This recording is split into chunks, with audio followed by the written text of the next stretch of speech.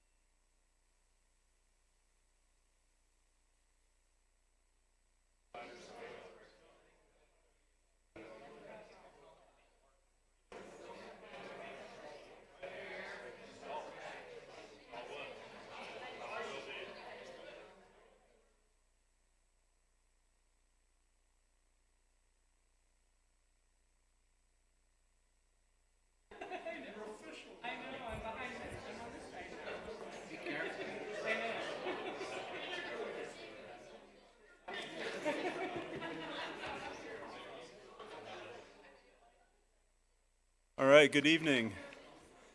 The big hand is on the 12, so we will get this meeting started. I'll call to order the Thursday, January 16th, 2025 meeting of the Whitefish Community Development Board work session to order. And first of all, I'd like to send out a warm welcome to all of the high school students who are here tonight, and Mr. Webb, and parents who have come to attend and watch their students perform for us tonight. It's a wonderful feeling as a teacher to see kids doing real things outside the classroom, right, Mr. Webb? Okay. So the first order of business is the Vision Whitefish 2045 presentations by our Whitefish High School seniors. So come on up, Mr. Webb. Thanks, everybody. Just want to give a shout out to the board and say thank you again for having us, and thanks to all the parents and students that showed up tonight just to kind of support the effort. I want to run through just one slide just to kind of bring a little bit of context back in, but I'm going to try to be as brief as I can to make sure we get the show on the road and get this all over with by 5:30. So,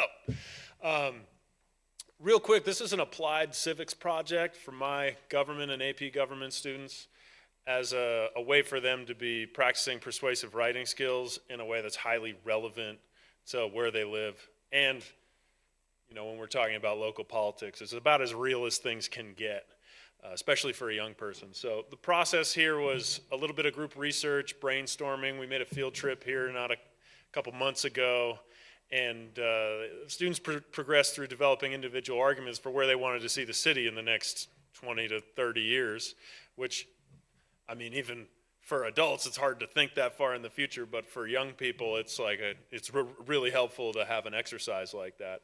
And after a couple of checkpoints through the process, we invited the writing coaches of Montana, some of whom are here today. So quick shout out to them, big thank you to them. They came in and read student papers on 2 occasions, right kind of at the tail end of the process, to ensure that everybody's product was really optimized, their best work, if you will.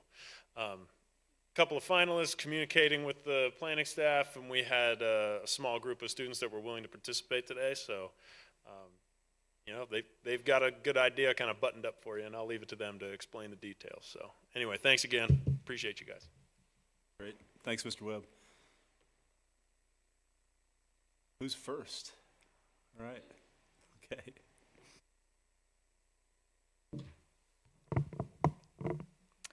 Hello, my name is Whitney Workman, and I am here to propose the creation of a Transportation Advisory Committee. So the city and the state have a history of disagreement seen during the Downtown Whitefish Highway Study, as well as the Whitefish US 93 Urban Traffic Study. So I am proposing this committee to create an organized form of communication between the city and the state. We have seen success with these committees with the city of Kalispell through the the creation of the bypass, one of MDT's biggest projects, as well as Missoula, who has also seen many successes. This committee will have members from the city, as well as MDT, Police for Public Safety, city council members, business owners, and any townsfolk who are interested. Hopefully, through the creation of this committee, we can make decisions on the highway that will please the city by increasing walkability and the charm of downtown while still moving traffic efficiently. Thank you.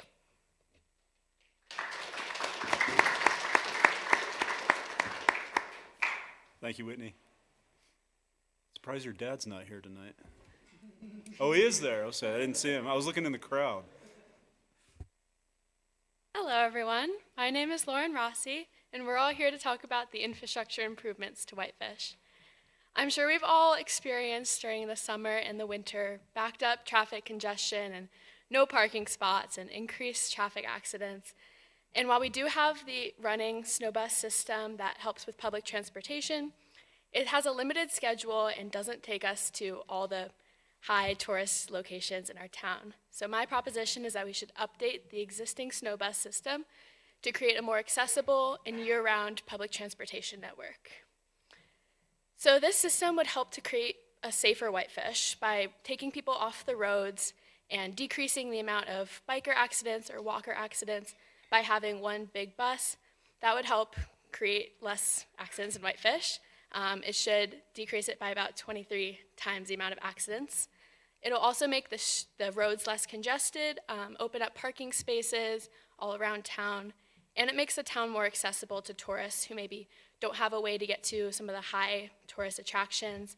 Since rental cars are pretty expensive and often limited in the summer, having this public transportation network will get everyone to where they need to go a lot easier. The Montana Department for Transportation can offer grants that will help fund the initial updated snow bus system, but then I believe that we should add a bus fare that can help pay for these buses.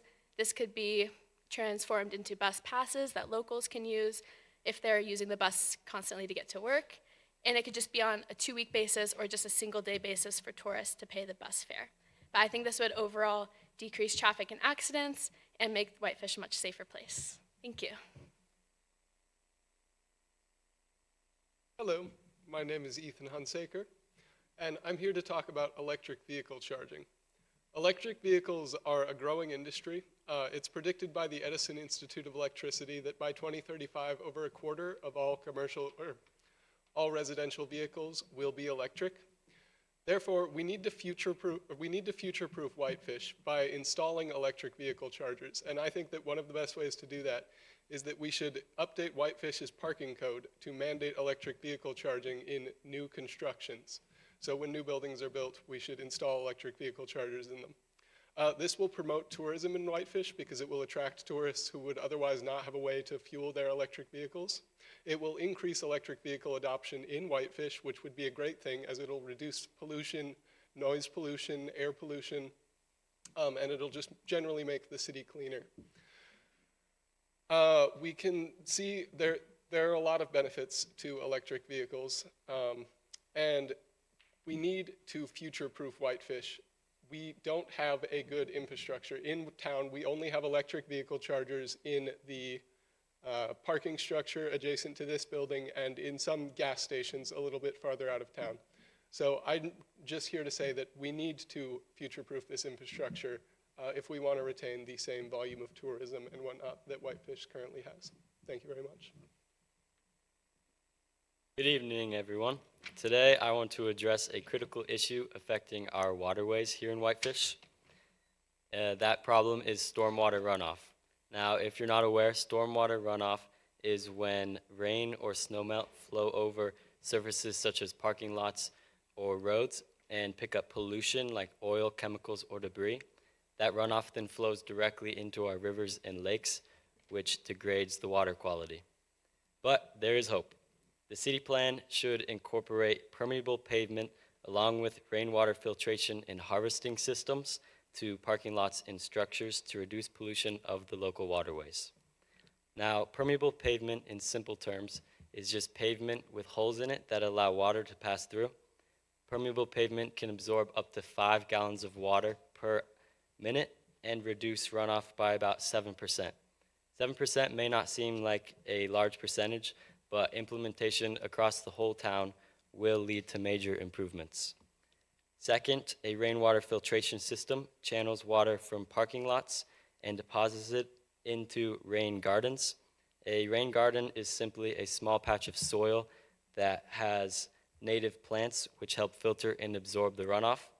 This adds greenery and significantly reduces the pollutant level of runoff before it reaches our waterways, thus increasing the water quality. Finally, a rainwater harvesting system can be installed on top of buildings such as the parking garage or the schools, and will capture and redirect rainwater for use in the rain gardens as well. This decreases runoff and promotes the beauty of Whitefish by the addition of more rain gardens. Together, our solutions will transform the infrastructure of Whitefish for the better. Thank you.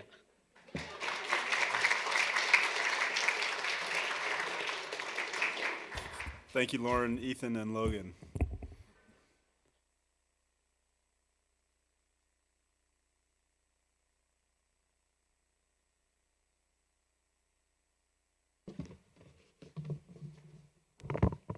Before I start, I'd like to thank the Planning Board for this opportunity to present our policies. I know we've spent a long time on these, and we've been really excited to share them all with you. Good governance is the basis of equal representation. Whitefish is known for its strong sense of community and welcoming nature. It's no secret that we have an increasing demographic of wealthier seasonal residents who are incentivized to engage more in public discourse, right? Because they have the time and the means to go to these meetings. Who among the restaurant industry has the time to attend a 6 p.m. council meeting? Almost no one. If this trend continues, policies will increasingly favor this vocal minority rather than the community as a whole. To mediate this imbalance, I suggest implementation of an equity leader or some related department. Essentially, this official will ensure all residents, regardless of economic status or housing situation, have say in city decisions. As a plan forward, I suggest that this equity leader will define the problem. First, to tackle it, you need to see exactly who is disproportionately represented in the municipal government. So that'll be taking demographic data, housing data, and of course, making all of this public. Or it could look like making more opportunities such as this, where it's facilitated to engage in the municipal government. As I make my closing remarks, I'd like to say that by hiring an equity leader and implementing proactive, engaging strategies, we can ensure that Whitefish's future reflects the need of all its residents. Equity strengthens communities. To preserve Whitefish today, we must embrace inclusion for tomorrow. Thank you.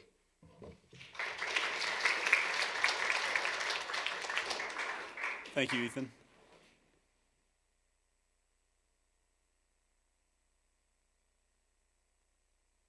Thank you for having me. Hi, my name is Kelly Klepper, and I am here to propose a vacancy tax. This tax will be imposed on property owners whose homes remain vacant and unused for over 6 months of the year. The average vacancy rate in Whitefish, Montana is 24.64%, which is approximately 1/4 of all of our homes. And Whitefish has an unproportionate ratio of average income to average home price. So in order to better our housing prices and help just the whole housing situation, I believe a vacancy tax would definitely do that. The vacancy tax would generate revenue from the numerous vacant homes that can then be put back into our housing industry towards our low-income housing as well as our workforce housing. This will economically benefit our community because the majority of Whitefish residents are part of the workforce, and if their housing is in better shape, then our community will be in better shape as well. Thank you so much.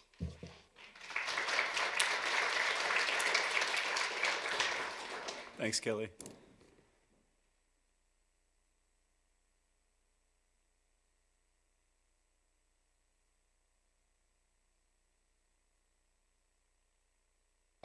Good evening, and thank you for this opportunity to speak. My name is Tyler Wick, and I've partnered with Griffin Gunlickson on this presentation regarding multi-use buildings.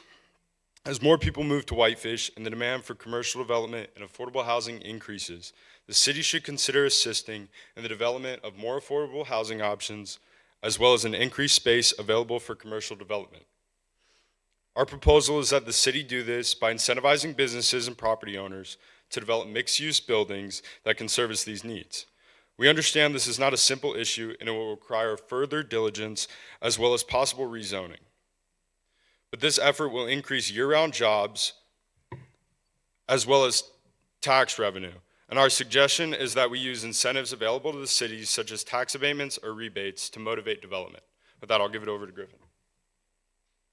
Hello, I'm Griffin Gunlickson, and my policy paper was more on what mixed-use development is and their benefits.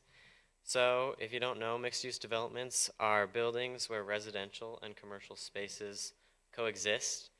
This allows for the growth in community as well as affordable housing and businesses. So, with new spaces, entrepreneurs and business owners are able to start and or grow their businesses, and creating vibrant neighborhoods with cafes and local shops integrated with housing could draw professionals and entrepreneurs seeking an outdoorsy and community-focused lifestyle. So, with commercial spaces on the bottom and residential on top, many building operation costs will be shared. This allows for housing to be more affordable. And not only will residents have more affordable housing, but they will also be closer to work, which reduces the need for cars, minimizing traffic congestion. So back to design, mixed-use developments promote a compact design, reducing urban sprawl, letting us focus on existing areas. And as Whitefish looks to the future, mixed-use developments offer a solution for managing the rapid growth as well as supplying housing and business spaces for current or new residents. Thank you.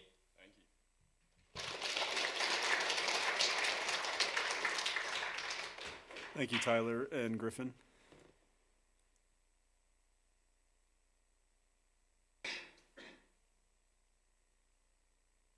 Hello, my name is Jake Dunker. And I'm Isaac Gibbs. And for our plan, we feel it is aptly named Make Central Central again. Now, when you think of Central Avenue, you might think of possibly the road that's behind us, but you also might think of the people that are in our town, the people that walk through the town, the Christmas stroll, all of the gems that really make Whitefish Whitefish. Of course, it's the town that really puts us on the map. But our town and all the people in it are under an increasing threat from the the cars that are driving on these roads, and especially from those people coming from out of town who don't necessarily understand our unspoken codes of conduct on the roads. And so with that, we stand in firm affirmation of our plan, which states that we should enact temporary street closures of Central Avenue from Railway Street to 2nd Street every Thursday during the summer. So that's going to be going from those months of May until August, running every Thursday. We chose that Thursday because we felt that weekends might get a little oversaturated in the town if we did this. And then since we're already closing on Tuesday, we felt that we'd pair it up with Thursday. We're closing Tuesday for those farmers markets, and then Thursday is going to be for our plan. Now, our plan would cost next to nothing. It would just simply be the implementation of roadblocks on each end of the streets. And diving into that rationale a little bit of what this would actually do to the town, first of all, we're going to be increasing the foot traffic for the local businesses. So we're going to be bringing in these people that are able to spend more money downtown. It's going to be bringing in more food trucks for downtown, and it's just going to be promoting our local businesses, which truly make us who we are. Another way that this would affect the city is that it would increase the walkability of Whitefish. We believe that an installation like this would fit really well into the existing bike and multi-use path network, and it would encourage usage of that path and then therefore decreasing traffic downtown, so we would be more motivated to walk there.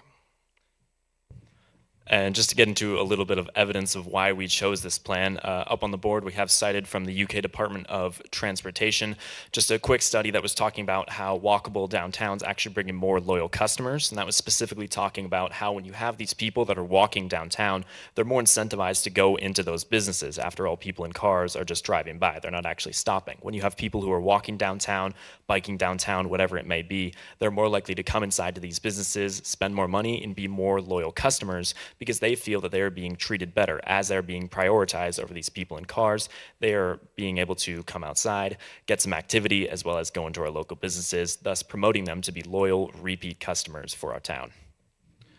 We also have another study from the University of Wisconsin that shows that active streets economically benefit our local businesses. When people are walking or biking to their places where they're buying things, they tend to spend more money than people who are just driving by. And it will also preserve the longevity of our tourism economy in Whitefish. In Helena and Banff, they both used walkable streets to revitalize their towns, and they were very successful. And we believe that something like that could have a similar effect in Whitefish. In conclusion, we believe that this plan is important to the future of Whitefish because it's going to prioritize the health of our local businesses and make it more enjoyable to live here as a local during the summertime, and also provide a tourist attraction to bring more people to our town. Thank you. Thank you. Thanks, Jake and Isaac. Okay, short and sweet this year. Looking forward, I really don't see any reason to not continue doing this with the generations of students that are coming up the pipeline here. One more thank you to the board and all the other students and writing coaches and parents and our presenters for today. Really appreciate the opportunity and looking forward to the next one. Cheers.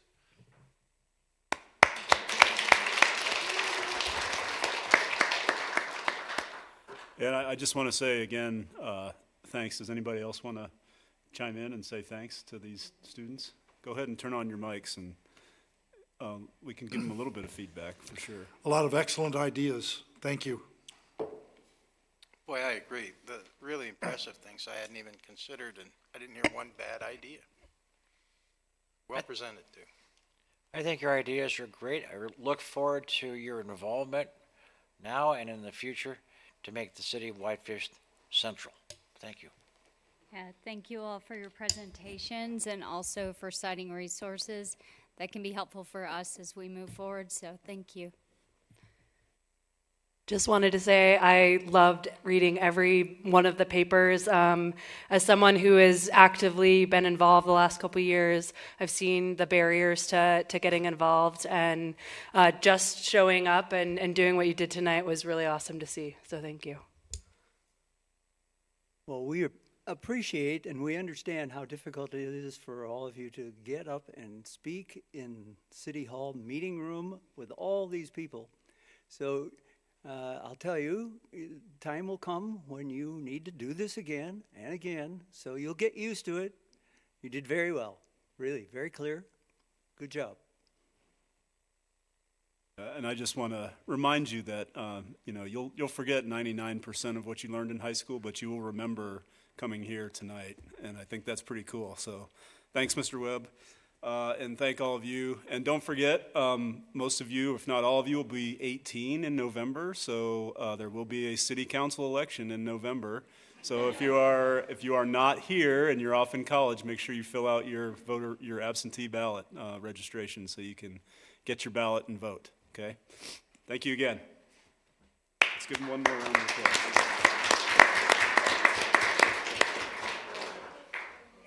Okay, you are excused.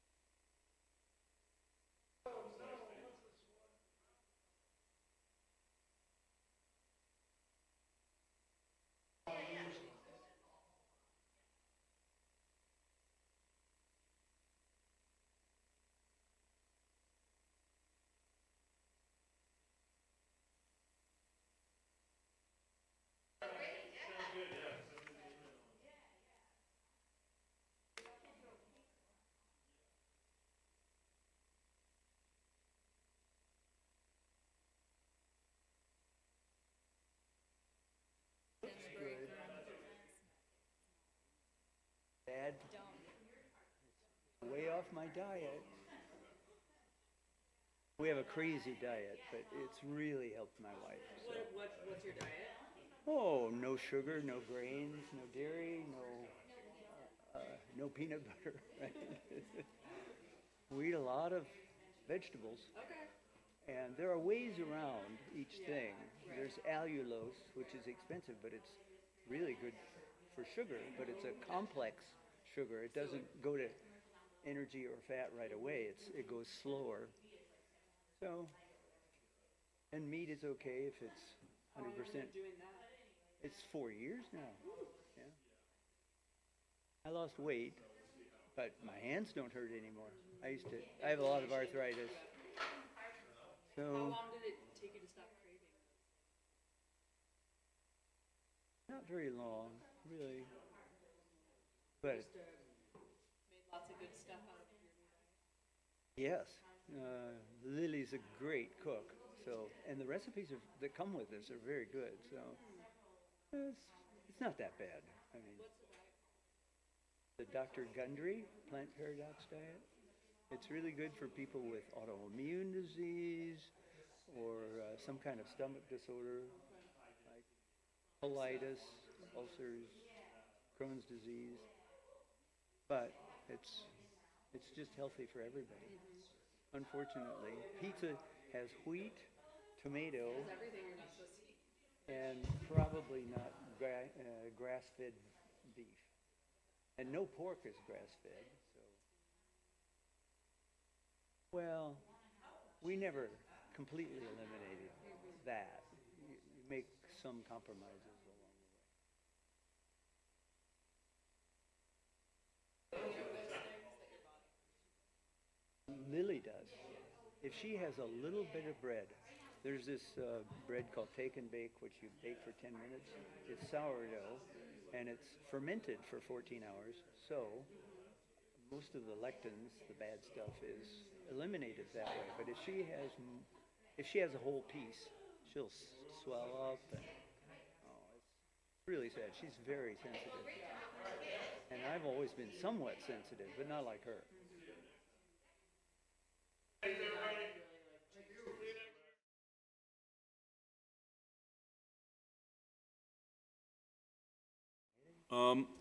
Let's re-adjourn here and discuss the vision. The next item on the agenda is the discussion of the Vision Whitefish 2045 plan update process.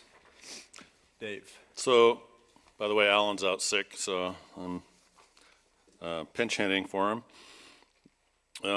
At the last meeting, you guys wanted to talk a little more about how you guys can integrate better with the plan and with reviewing the chapters of the plan. And you asked us to provide some different options for you. I know you guys are volunteers, and so we, looking at the potential of adding additional meetings and things like that. I mean, I want to make sure that you guys are on board with that, just because it does take a lot more time. So we've provided some different options for you guys to discuss. Option one would be moving the time of the regular meeting to 7 p.m. And then starting our work sessions at 5, which would give 2 full hours for every part of the plan. Now, sometimes we've had half-hour work sessions. Sometimes they've been an hour, just depending on how large of a chunk that we're bringing to you guys. But if we change the regular meeting to 7, we'd probably want to keep it there just for consistency's sake for the public, so they know when the meeting starts, because it's been 6 p.m. for 30 years or more. So, yeah, but that is an option to do that. Another option would be continuing the way we have been at 5 p.m. However, if more time is needed, and it's a short meeting, you could postpone or continue the discussion of the work session to the end of the meeting. That's like the city council does when they have work sessions. Oftentimes, then they continue to discuss things at the end of the meeting. Also, if we were to do that, then we would just be real conscious of breaking down whatever we're bringing to you into much smaller, easier to chew parcels. I know that the last meeting there was quite a bit on there in the environment section for you guys to go through. And it really was pretty tough to get through that in an hour. So we recognize that. Another option, when we have a larger chunk to look at, and then maybe a whole chapter, at that point we could schedule another special meeting on a different night another Thursday that would give you guys the opportunity to go through that chapter in more detail, you know, without having some timeline where there's another meeting beginning. So that's another option. Kind of keep things the way they are, you know, make sure that we're not giving you too much, and then if we do have a big chunk, then we can schedule a special meeting. Option 3 would be having a regular second meeting every month. That would just be devoted to the growth policy. So you'd meet on, you know, the third Thursday, and maybe it's the first Thursday or the fourth Thursday, just to do nothing but growth policy discussion. So that's another option. And that's in that stretch, that, or in that sense, that we could go on as long as needed. And then another one, when, you know, when we have complicated topics, that we could. This was one of Wendy's idea, have daytime educational sessions with the members where you could come in and we could go over the chapter in detail, kind of informally. Obviously, we'd want to have more robust discussion at the meetings where more public's likely to attend. You know, those lunchtime meetings or whatever would have to be noticed, and the public would obviously be allowed to come and participate in that. So that's another potential option. And then I'm not sure if there's other things that you guys have thought about that you want to discuss, but right now that's kind of the ones that we could come up with. I don't know if you have any of those that you prefer. I'll just open it up to the board for discussion here. What do you think? Does anybody prefer one option over a different one? Well, personally, I prefer the first and third Thursdays in the evening, because if we go over on Thursday, there is no time limit, and we have a much more thorough overview and discussion. Thank you. Talking about adding a second Thursday? Or yeah, like the first and the third. The first and the third, okay.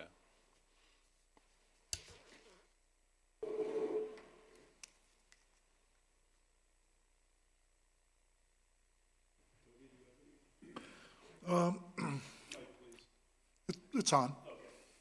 I don't particularly care. If it's an extra day, okay. I like the idea of still starting at 5 and then having the regular meeting stay at 6 and the option to postpone any discussion until after the regular meeting. Maybe some people who are at the regular meeting would stay on with us. If they didn't come to the beginning, they would like to be involved. And also, I think if we had to have an extra meeting, a lunch meeting might be nice. I don't know how that works with anyone's schedule. Maybe not at all.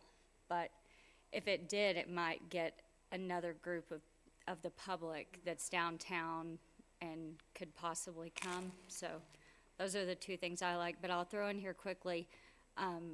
I also think that having Alan present to us material that we've already read and the public has likely already read, that typically takes up about half of our meeting. So if we can just all agree, yes, we've read it and we don't need to hear it again out of, you know, a presentation style, and just start straight in with public comment and discussion, I think that would save a lot of time. So those are my ideas. I like that idea as well. And I think just for like a lunchtime meeting, I know that I personally couldn't make it, but you know, I don't necessarily have to be there. I try to, you know, read a lot of this stuff. So, and I also like the idea of after the regular meeting, just giving more people more options who wouldn't normally be able to be there. And the first and third Thursday would work for me as well. Well, this is a head scratcher. I'm not sure what would be best. If we had the meeting 5 to 6 and then more work session at the end of the meeting later, that's a little hard on the people from the public who came to talk about a specific item on the agenda, like water quality, the lake, or something. So I have some doubts about that. I like Whitney's idea that maybe we don't have a presentation summarizing what we've already read. The presentations, if we continue them, I think we should have instruction to Al to constantly let the public who's here and us know what page he's on, what caption. I've been getting lost now and then. And in fact, I put it out there that I wasn't hearing Al very well from way over there. And I got moved over here. I'm thinking maybe I can read his lips a little better, but asking Al to slow down is like asking me to speed up. Probably not going to happen. We are who we are. So, where do I come out? Oh, I also thought maybe we should have public comment first on whatever the subject of the meeting. We should have a clear agenda of what we're going to talk about so the public can know what to prepare for, whether they want to come or not. But then maybe public comment should be first, assuming we've all read it. I don't like to lose people. I wouldn't go for a lunch meeting if one of us couldn't be here. I think we really need to have as many people as possible. And that's probably the reason to stick with the 5 to 7 and then do the business at 7. So those are my comments. I think that last is what I'm most favorable to, 5 to 7 for the work session, and then do the business after. If we try to schedule specific meetings for a large chunk, maybe we could do that once or twice, but we'll lose people. It's hard to keep track of. And I guess I'd agree with you about the 5 to 7 for that reason. You know, people have to sit around, hang around, and then stick through a meeting that they didn't come for and wait for another one. And I guess it was that way at one time, right? They would have the work sessions in advance, and then the regular meeting would start at 7, and there was some rationale for moving them all back to 6. Is that? I mean, it's always been 6, in the 17 and a half years I've been here. But, really? Okay. But sometimes we'd go from 6 to midnight dealing with work, you know, right. Seriously on the growth policy stuff back in the day. So, I mean, you go till you need to go, right? But Okay. I guess I misunderstood what I was told. But I think the big problem has been making it clear to the public how they can give public input. So that would, to me, be the most important thing. So I would prioritize that by maybe going with the 5 to 7, although, you know, Whitney's suggestion certainly had some things going for it, and I'm not totally wedded to it, but that's what I think. Yeah, I like Whitney's idea, the recapping of stuff. It's like the staff reports. You know, we've read the report, and if you haven't read it, well, you should have. And, you know, we sit through a 10, 15 minutes of staff report, which is nice, but we've already been there. You know, I think perhaps you're doing it for the public, but if they're that involved, they should have read it too.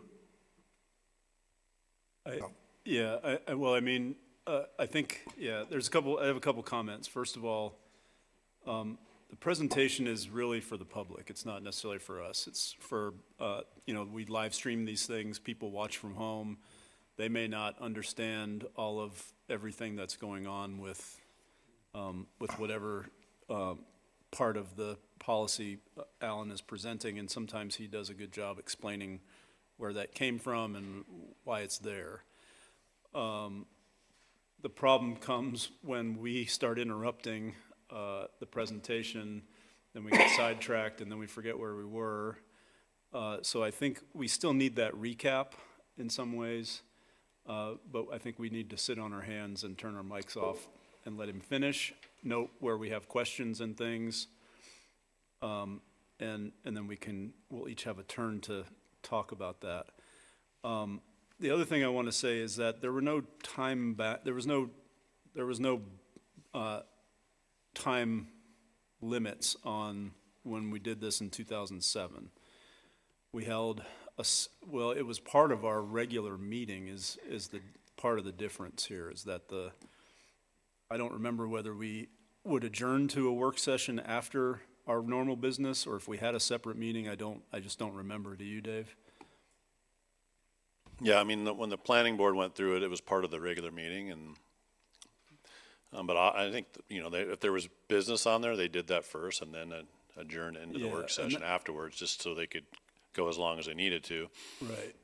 And that's one thing I don't see as an option here. That's And another option. That was going to be my suggestion, is that if we want to still start at 5, which I think a lot of us do, and we don't want to include an extra meeting every month, then I think we should do our business and then adjourn to a work session, so that we're not bound on one end of only having either 1 hour or 2 hours to discuss what we need to discuss, because there's a lot of really important stuff coming up. We haven't even gotten to the hard stuff yet.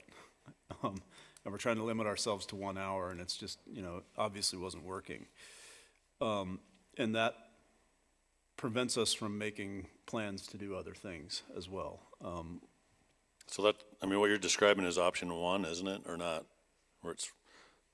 Option 2 can start at 5, and then you guys can continue the discussion after the regular meeting, or Yeah, you're but talking about moving the regular meeting to 5 o'clock? Well, we would have to move, I think we could either just keep it at 6 and adjourn to the work session and stay as long as we need to, or we could move the meeting up, but we need to do my suggestion would be to do our business and then adjourn to a work session if we don't want to have a separate meeting every month just to discuss the growth policy. That would be my second best option, would be to have one meeting every month that is just the growth policy, and then our regular business meeting the other Thursday of the month, which could be 5 or 10 minutes long, or might not even happen at all, Yeah, depending and on that's the whether thing, some we months have- we're not gonna have anything, although we're getting behind now because this delayed everything, so we got a bunch of stuff stacking up, so we'll have a few coming up, but. Okay.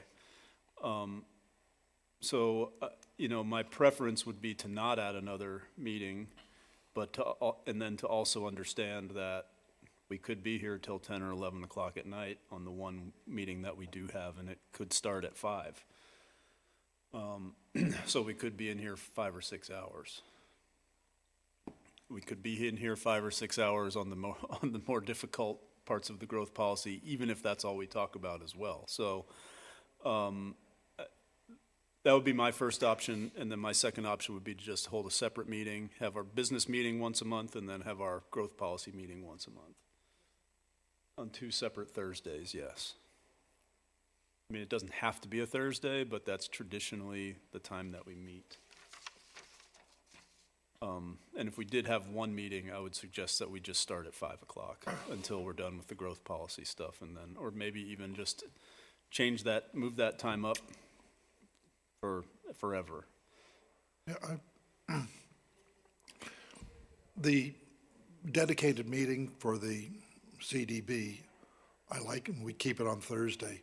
And then I sort of like the idea of having a workshop growth policy meeting some other time.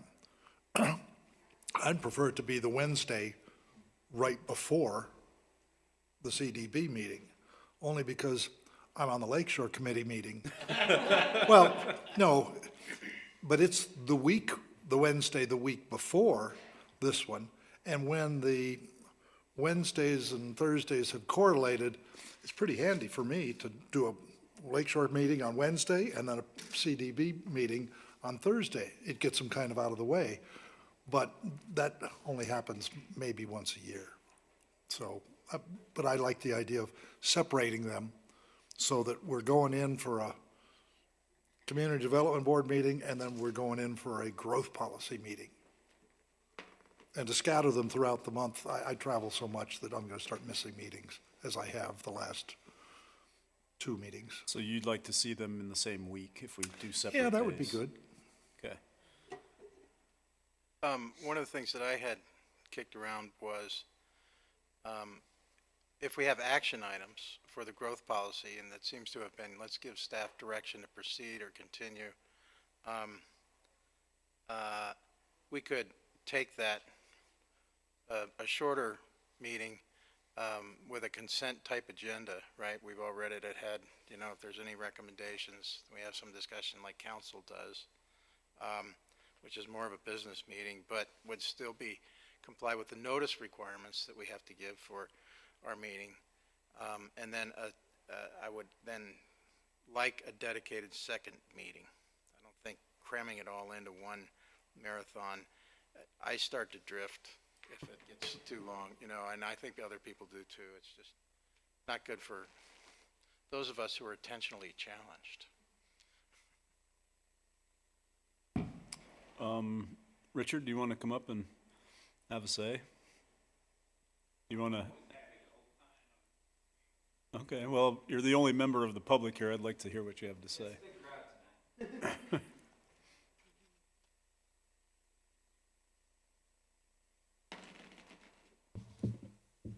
Rich, do you know this? Richard Hildner, 104 5th Street, Whitefish. Anyway, citizen of Whitefish. It is a difficult problem for you because actually you serve the public. And as public servants, the way you can optimize your interaction with the public, particularly with the growth policy changes and development, I think are extremely important. I would think at least during this there's 1 year left, 11 months left. It has to be done by the end of 2025, as I understand. Then you kind of hold your breath and get through 1 year with 2 meetings a month just to deal with one part of it. And then you can go back to the one Thursday a month for your meeting. One of the things that, in my experience, is that when you ask the community to come for a 5 o'clock meeting that's going to continue on, we sit in the audience and watch all of you take a break to get something to eat. And I've been known to bring my own lunch to these meetings, but I don't think that the public is used to doing that. The other thing that I think that might help you, and you've discussed and talked around it a little bit, and that is the clarity of the agenda. What is your expectation of both the planning department and your expectation of what you want from the public? What are you wanting to receive from the public at any given meeting? Because I've come to meetings and been told, oh no, we're going to discuss that again some other time. We're not quite ready. It's not ready for prime time, and so on. And I think that that degrades what you hope to accomplish from public involvement. So if you can clarify what input it is you're looking for from the public, it might help you shorten your meetings and get clarity. I hope I didn't go on too long, but those are some thoughts I had while you were. Thanks, Richard. Yeah, I think the clarity is something that should be paramount in that. I think, like he says, bite the bullet and create 2 meetings. There's the planning board community development meeting, and then there's the growth policy, engage Whitefish meeting. I think that we'd probably get a lot more attendance out of the public, because if the advertising or, the notification to the public said, on this day is growth policy, pay attention because you're going to have to live with it for 20 years, people might pay more attention. Because I've talked to people and I've told them, once we establish that growth policy, that's it, you're stuck with it. And they're like, huh? So they don't even know that it's going on in certain cases. I wouldn't want to preclude having an opportunity during the Board of Adjustment, Board of Community Development Board meetings to talk about where we are and where we want to go with the growth policy in terms of, like I said, maybe not like a consent agenda, but a sort of a business scoping meeting that's not, devoted with opportunity for public input maybe, but that's not the primary purpose of it. Well, we could probably add it as a standing agenda item to the whatever business we have after that. That would work. Yeah, like an old business or new And business thing. If somebody wants to, if people want to come to both meetings, That would satisfy my concern. we might, if we go with Toby's idea where the meetings are 2 days in a row, that might help that piece of it. That'll be tough for a lot of us, but it's what we signed up for. And we're getting paid the big bucks anyway, so. You are? All of us are. Didn't you get your raise? Yeah, 10%. Checks in the mail. So I would, I mean, it sounds like there is enough consensus around having an extra meeting every month. Am I hearing that? Okay. The question is, what day do we want to do it? Do we want to do it the day before the meeting, before the regular meeting on Thursday, or do we want to do it on a separate Thursday that is probably going to be we'll probably do first and third Thursdays. I think we'd be likely to get better attendance if it's 2 days in a row. If people have discretionary vacation, they might choose to be away at, the rest of the month sometime, and we can be in town for the Wednesday and Thursday. Okay. Also, I finally read M. Lupa this couple weeks ago.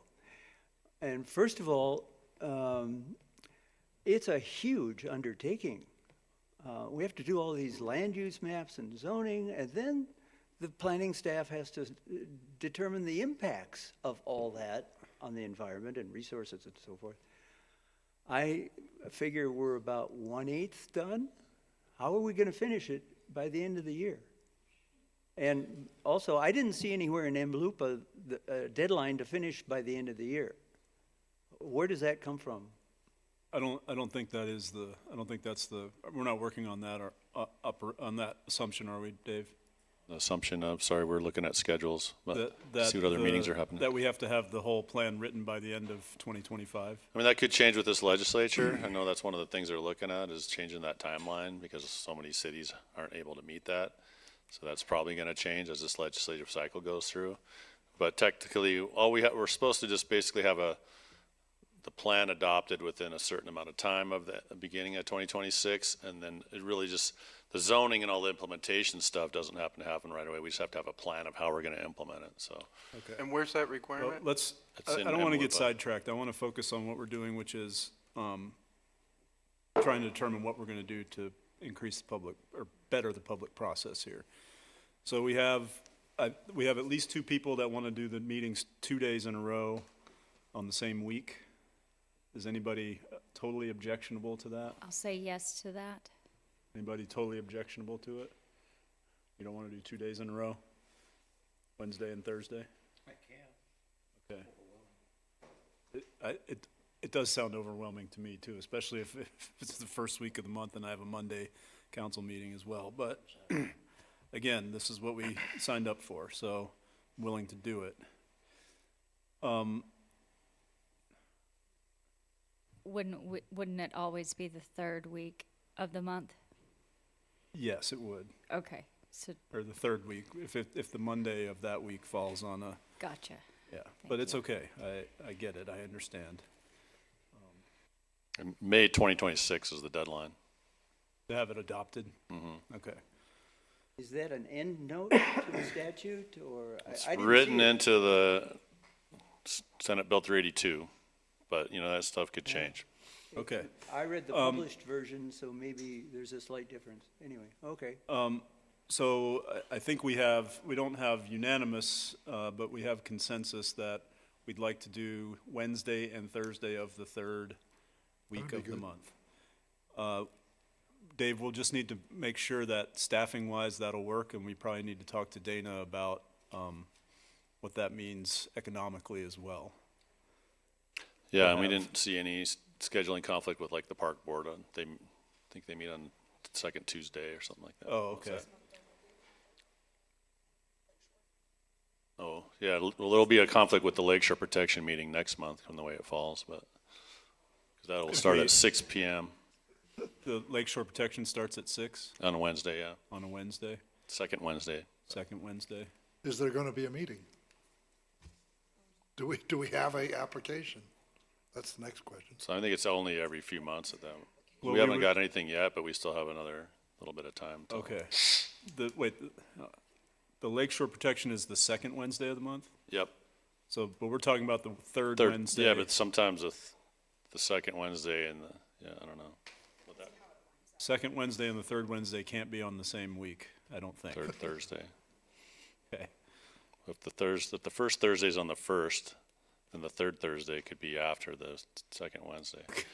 But anyway, whatever. It can work out that way. We'll have to just, yes, I get that. It can work out that way depending. And when we run into a month like that, we'll just have to move one of them back.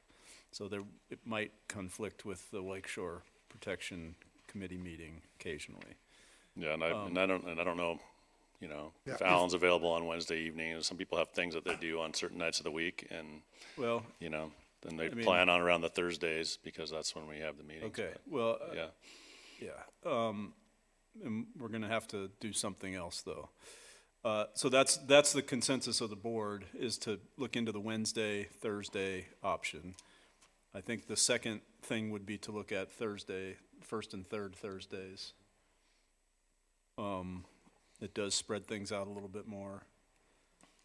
And then and then I'd just like to hear from Dana about what the fiscal impact could be from having, because it's gonna take more staff time.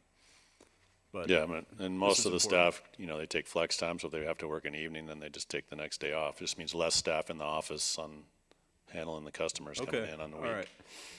right. Okay, so is that enough direction for you? Yeah, we'll bounce that around and get back to you on next meeting about it. Okay, and then time, the other thing is time. So we would want to start I would like to keep, since we've always done the Thursday meetings at 6 o'clock, I'd like to keep it that way, unless you guys want to move it up to 5 o'clock at this point. So long as we have the growth policy on the 6 o'clock agenda, right? The growth policy will be Wednesdays. No, I'm sorry, I mean, as an action item on, Oh, business meeting item on the agenda at the, It'll be a standing agenda item, yes. And make sure that happens as well, please, Dave. like the last one or something, in case there's comment. Yes. And then, in terms of time, do we want to start our work sessions at 5 o'clock on Wednesdays? Okay. Is that all right? Okay. Sure. And do we want to keep the Thursday meetings at 6? Sure. Okay. All right. Clear enough, Dave? Okay. Is that fair for everybody? Yep. All right. Yes. Super. Okay, we will adjourn our work session now. We're a little bit late here. No, just 1 minute. Since it is 6 o'clock, I will call to order the regular meeting of the Whitefish Community Development Board for January 16th, 2025. All of our members are present, and I would like to extend a special welcome to Marjorie, Mallory. Oh my God, it's a long day. Sorry, Mallory. Oh my gosh.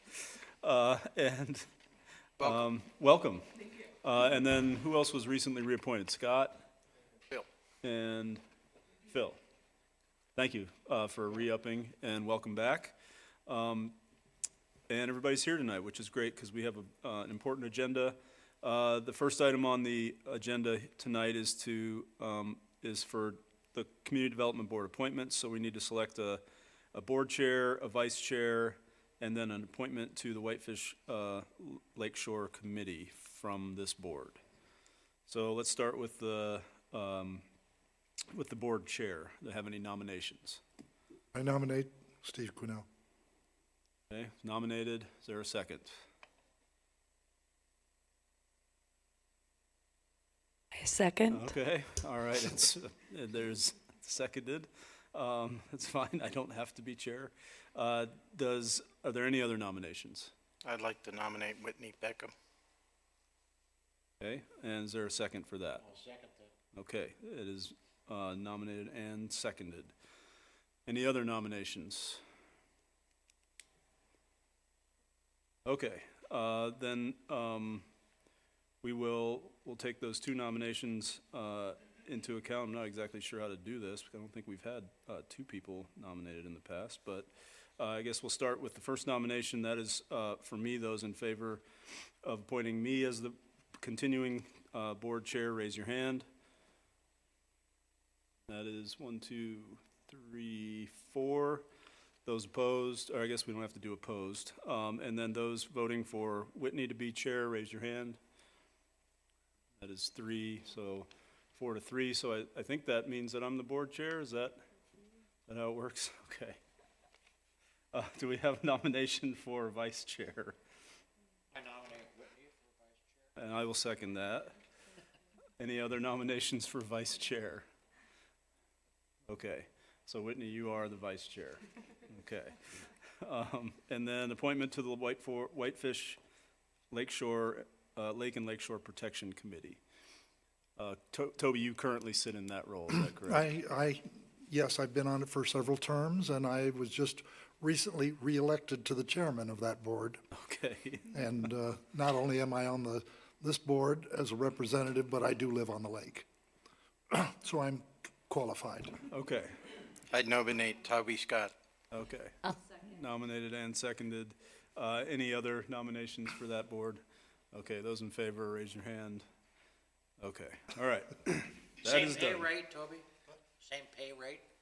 Yeah. Okay. Continues on. Okay.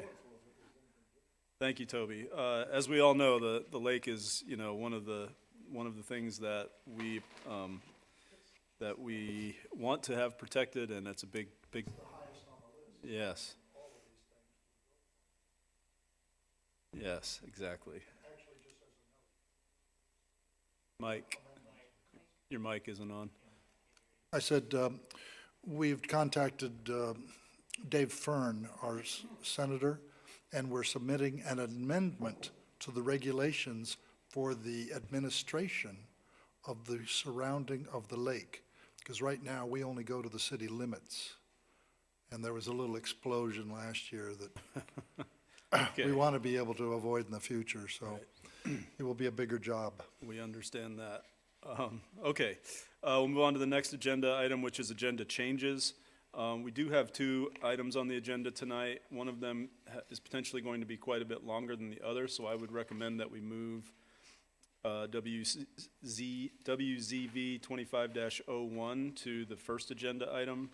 Does anybody have any problems with that? Okay, is that okay with staff? Okay, so we'll move that to the top. It'll just take it probably won't be as long as the second one, so we can get the people who are here for the zoning request, so they don't have to wait for their zoning request to be heard. And then the next item on the agenda is the approval of December 19th minutes. Can I get a motion?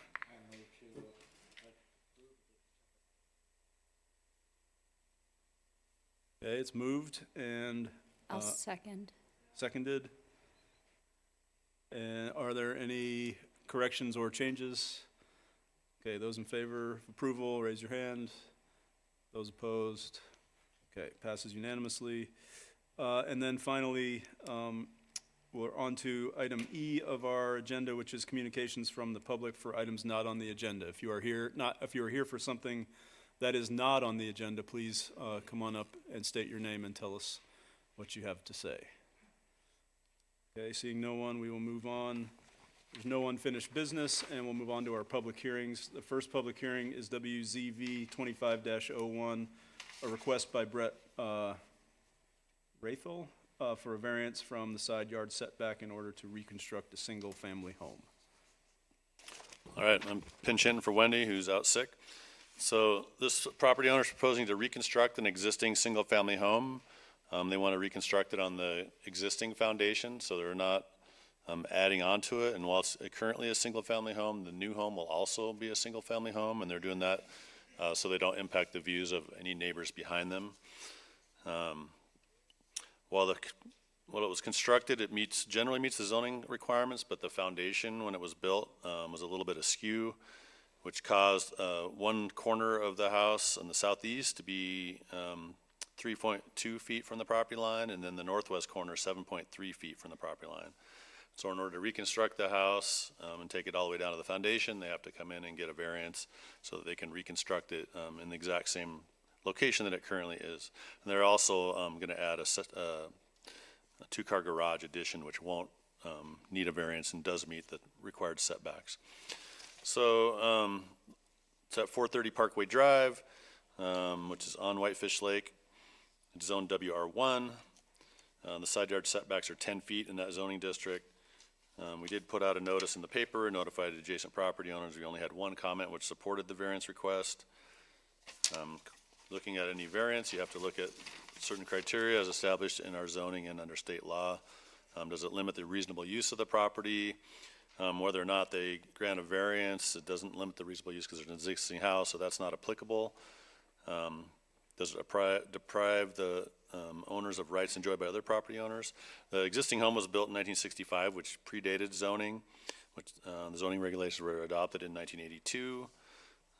It does deprive them of the rights to be able to remodel their home and update it because it's currently 60 years old. And it is not quite a result of lot size or topography, but it does based on where the existing foundation was poured, which wasn't parallel to the property lines. And so they had no control over that. It's peculiar to the property because of the home's orientation. Again, it was not created by the applicant. They're not claiming an economic hardship. One of the reasons they don't want to tear up the foundation, they want to have the least amount of disturbance to the lakeshore. In order to move that and dig it all up and move it around would have a severe disturbance, and so they're just trying to do the minimum they can to replace a home on that site that would be up to date. It's not going to affect the neighboring properties. In fact, it helps them out because they're not adding additional stories on their house, and it's the minimum necessary to alleviate the hardship. So due to all that, findings do support approval of the request. There are a couple conditions if you guys do find for approval that they continue to comply with all city codes. They would ensure that all runoff from the roof's maintained on site, and then they have to record the variance with the Flathead Clerk and Recorder's Office. Be glad to answer any questions that you might have, or at least attempt to. Okay, questions for Dave? I have one. Go ahead, Scott. On finding one about reasonable use of the property, I just don't think I just quite understand. The strict compliance with the terms of these regulations will not limit the reasonable use of the property because the owner has an existing home and guest house on the property.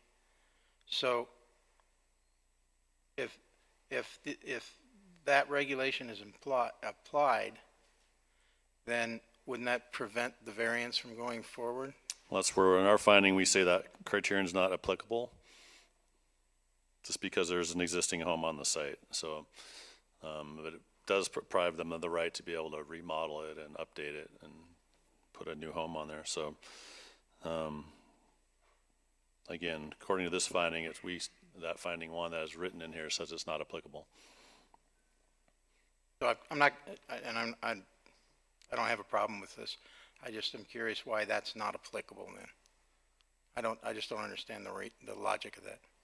You'd have to ask Wendy. She wrote it. She's not here. Okay, I'm that's just fine. reading her report. I understand. Thank you. Go ahead, Toby. So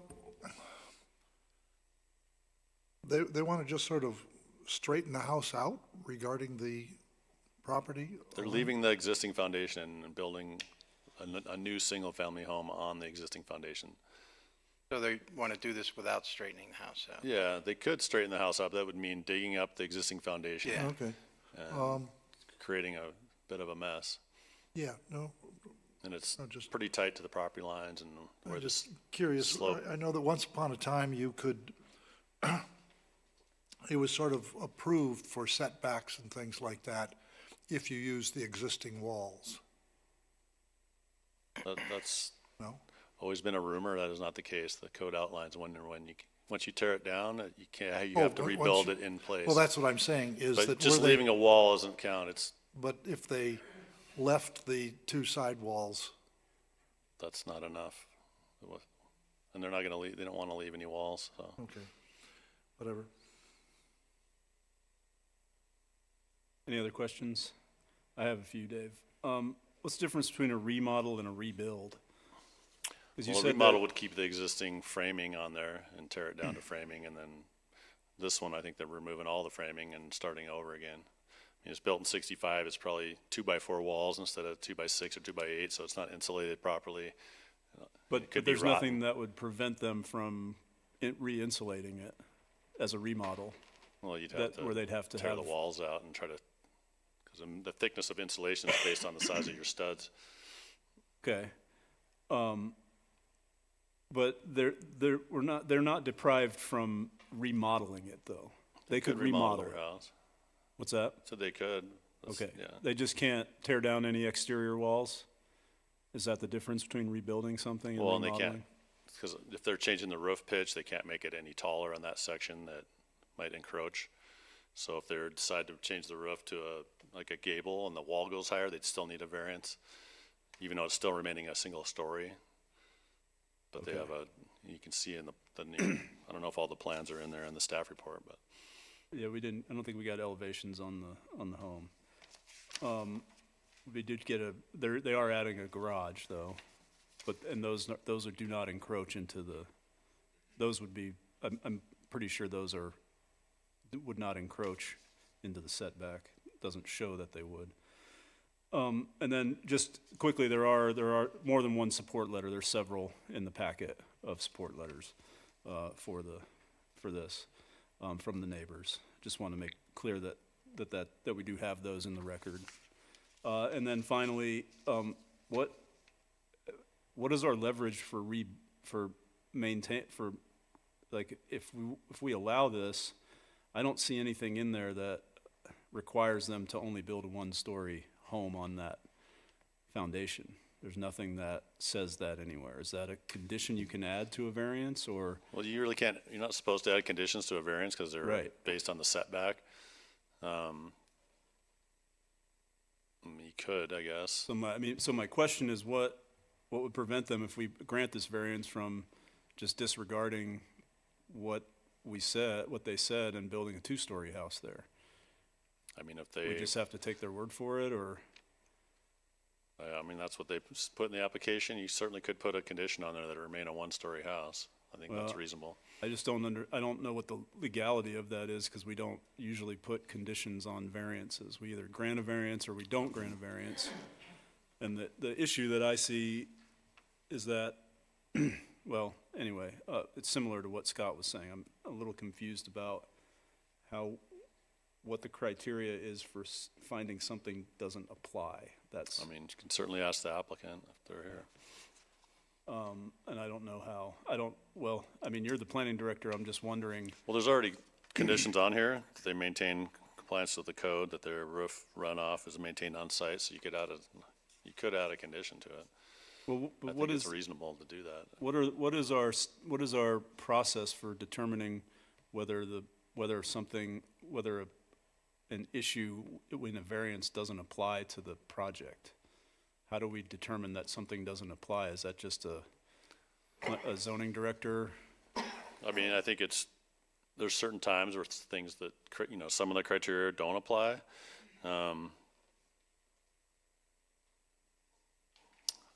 So, if it's not applicable, it's not applicable. In this situation, I mean, I think you could argue either way, whether that's applicable or not, but, I mean, again, there's an existing home on there, it's deteriorating and it might not even be livable. I doubt that it's not livable. Well, I mean, I don't know, but there's reasons why people Okay, all right, any other tear houses questions? down. Any other questions for Dave? Okay, we will open the public hearing and hear from the applicant, or the applicant's representative.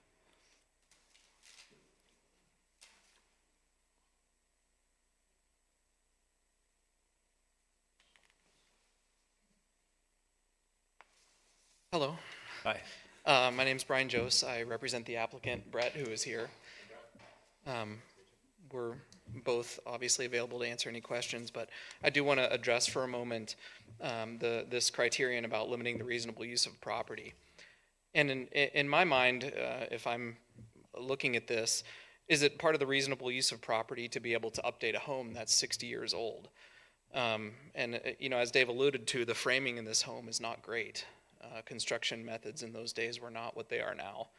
And, I'd argue that does limit the reasonable use of the property, having to stick with that original framing that's too thin to allow for proper insulation and may have some mold and other issues that we won't know about until you open it up.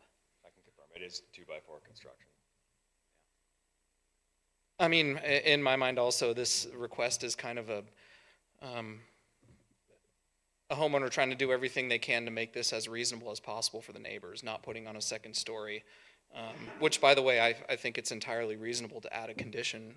If the condition can say no second story, the condition can say the construction must go as per the plan submitted, whatever you want to make it say. But really the idea is to do this as unobtrusively as possible. And I can confirm that is the intention. The drawings. Oh, yeah. Brett Rathall, 430 Parkway. Yeah, I can confirm that is the intention, is to build what you've seen there. It's going from the drawing phase into the architect phase right now, and so we're spending money to build exactly what is on that. So we do not intend to add a second story. That's we'd prefer to leave it the way it is, just for our lifestyle, but also we'd like to keep a limited footprint and a limited impact on the neighborhood as well.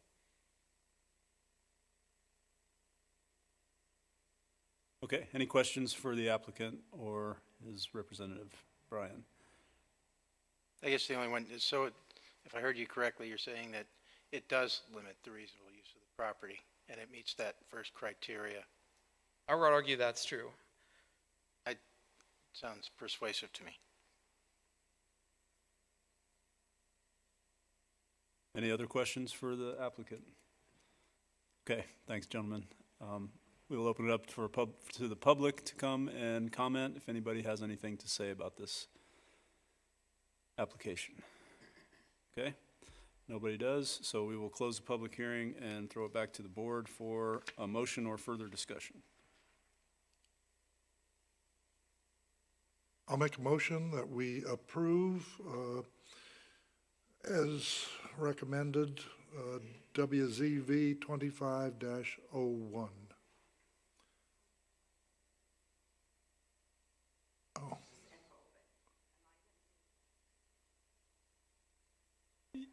Yes, ma'am, you can come up now, please.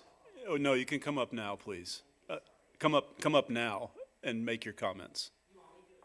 Yes. Yeah.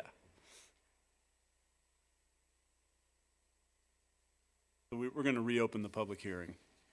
I apologize. My hearing aids just don't work very well, and I'm an old lady now. I'm going to be 80 this year. My name is Judy Pettinato. I live at 440 Parkway Drive next door to Brett. My house was built in 1957 for a long time, and I talked to Brett we've talked quite a bit about it, which is good. Neighbors talking is very good. And, I worry about the way that the land is starting to kind of sink a little bit around there. But when I was a kid playing around there, it was just white clay. And when my mother and dad built, they leveled it off to the lake. And we've had nothing but problems with water in our basement for years and years. But I really appreciate what Brett is doing. I think that not doing a second story is really a good idea. And I realize that his foundation is too close to the property line. I've known that for years and years. But I don't think that it would affect me at this point. The only thing I have a problem with is that on that side of my house, where Brett's house is my kitchen, my bathroom, my bedroom. and I really hate lights. And thank you, Brett, by the way. I think you turned some of your lights off. In his new house, he had 5 lights, and he turned them off. I have one. But I really have had a problem living on the lake, having some lights across the bay shining into my house. And I have done some protesting and gotten some of that taken care of. But otherwise, I think it's fine what he's doing. I just don't want light shining into my house through my window. So, and the other thing, I would ask the contractor, I have an old dog, and you know how contractors, this guy that does this work for Brett is a really nice guy, but these guys will take their pickup trucks and just zoom down Parkway Drive, and it's a dirt road. It's a private road. It's not very wide. There's really no room for parking on it. And if they park behind my garage, I can't get my car out. And so, but I've talked to Brett about this, and he thinks that the contractor will be nice to us about it. So on the whole, I would say that he should be able to go ahead and do what he wants, because I think it's fine. Just don't want any lights. Thank you very much. And thank you for your service, by the way, you guys. Thank you, Judy. Okay, we will close the public hearing again. Yes, do you want to? Yes, you may, Richard.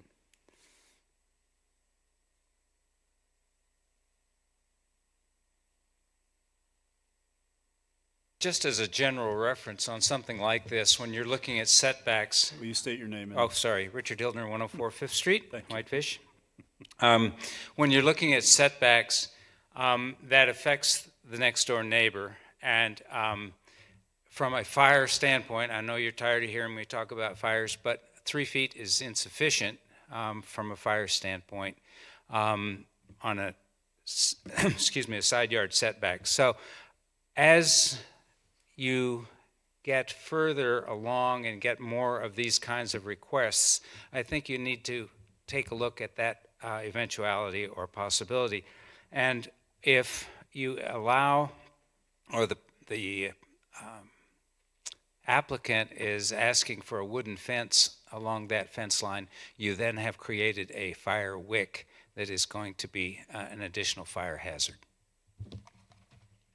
Thanks, Richard. Anybody else wish to speak on this one? Okay, we will again close the public hearing and go back to Toby for his motion.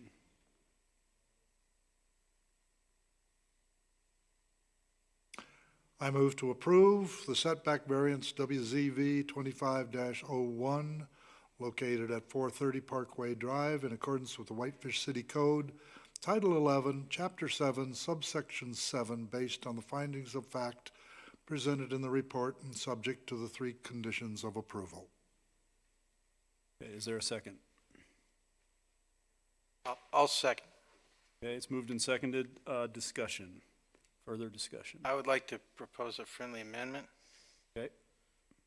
That finds that the reasonableness condition number 1 is also, in fact, satisfied, does apply, and is satisfied by the testimony that the homeowner provided regarding how it limits the reasonable use. I don't think it's reasonable to require under the... Let's wait until you have a second before we discuss, please. I apologize. Is there a second to the friendly amendment to modify finding 1? I'll second. that. Okay, it's seconded. Go ahead now, Scott. Okay, thank you. Yep.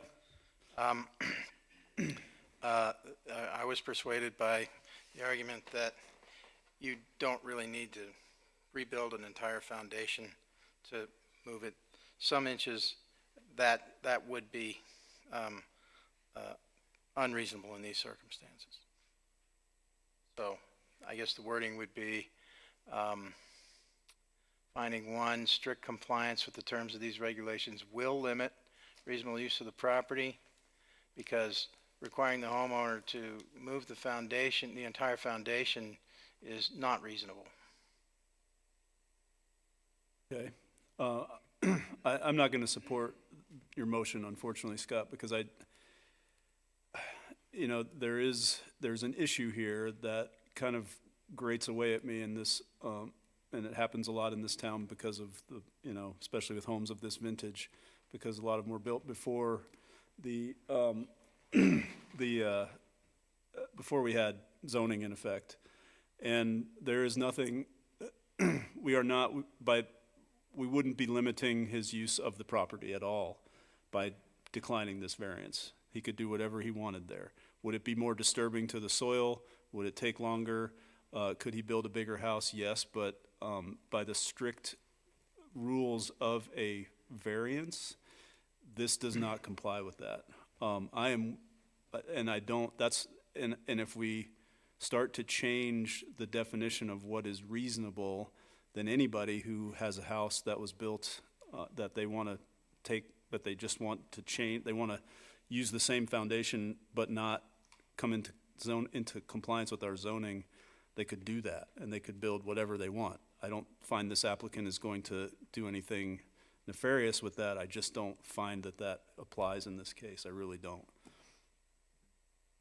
I'd entertain an amendment to my own, Steve. I understand what you're saying. So this one condition not being met in your mind would then imply denial of the request for variance. Is that right? I would rather find it not applicable in this case due to other circumstances. That's how I would interpret this one. All right. Well, so from my perspective, I don't understand what that means. I don't know how you have an exception to a mandatory requirement. I understand that as well. And I don't think that would be an adequate basis upon which to hang our collective hats. Okay, fair enough. Anybody else have comments about the motion? I would Okay. like to make a second friendly motion. Let's vote on this one first. Those in favor of Scott's motion, raise your hand. Those opposed, like sign. So 2 people did not vote. Which one did you vote? I didn't vote. 4. Okay, so it passes 5-2. Okay, so we've changed the finding number 1. Go ahead, John. What is your friendly amendment? Well, I would add, we heard from Attorney Juice, and I'm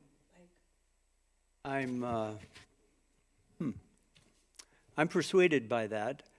It seems that the reasonable use of a house should allow the reconstruction on the same footprint after 65 years. I'm sure an architect could condemn the place. So I would eliminate the last sentence. Staff finds this criterion not applicable. I don't think that would be legal. Anyway, I agree with Scott on that one. So my motion is that we state that the reasonable use includes rehab on the same footprint.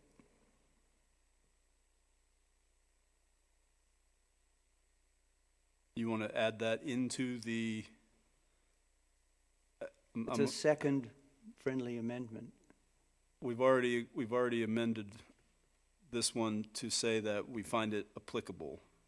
Yeah, I'm adding an additional reason, which is it's included in reasonable use is reasonable rebuild on the same footprint. I don't, that changes the language of the variance code, so I don't know that makes sense. It's a reason, it's not changing of the code. It's a finding. Okay, so you're adding a finding or you're changing the language of, what part are you changing, John? I'm just confused. Are you changing 1A, finding 1? Finding 1, at the end, I'm adding reasonable use includes reasonable rebuild on the same footprint. Okay, do you have that, Dave? Well, let's see if it gets a second. Anybody want to second the motion? Okay, I'm unclear. okay. Okay, let's save our discussion. It fails for lack of a second. Do you want, just to come back, would you like to strike from finding one, staff finds this criterion inapplicable or not applicable? Did you strike that language from your? I guess that was certainly my intent. Okay. So, you got that, Dave? Strike the last sentence of finding one. Okay. All right, we are back to the original motion now. Is there any discussion on it? Okay. Yeah, I go have ahead, Whitney. Yeah. just a quick discussion. We talked about if there should be a condition on this variance. We can put a condition on a variance, but I don't think that it would hold for us to say you cannot add another story because it's height restrictions. And I don't know if we deal in adding stories or total height? Because they could build a one-story house that has really high roof, right? Yes, we So- could add something that says they'll build to the, height restrictions, or but to the, that's no, redundant. to the current plan that they have in here, which shows a one, yeah. So that could be a possibility if we'd like to add a condition that keeps them at the same height. But then, like was mentioned before, if there's a gable or roof pitch change, that could change the height a small amount. So I don't think that we need to add a condition or worry about height because we're only dealing with a variance with setbacks. So going on their word, I think it could change, and there's not a lot that we can do about that within a variance on a setback. So that's just my way to address one story versus height restriction, a condition that we should add, and I don't think we should add a condition. Okay. I am unlikely to vote for this without that condition, just because it's not that I don't trust this homeowner, I hope you understand that, it's just that we've seen time and again where people get something approved and then they push the limits of it, and knowing Mr. Juice, I assume he wouldn't be involved working with you if you were somebody who was gonna be doing that. But it would make me feel better in the future as well for similar kinds of variances that come in, that we do add a condition that prevents them from building something different than what they have told us they are going to build, because I really don't find that this, I find that this, per our previous discussion, that this criteria is not necessarily applicable. So I am going to make a friendly amendment to add a condition of approval that states that they will build to the plan that they have submitted to us. Second that. Okay, it's moved and seconded. Any further discussion on that? I guess I have a question. Does the plan change the height? It might change a gable height, but it's not, the intent is that it's gonna be a very similar structure to what is there. And Okay. they might, modern homes are a little bit more airy than homes built in the 60s, so it might be a little taller, but it's still a one-story home that fits within the footprint that they have.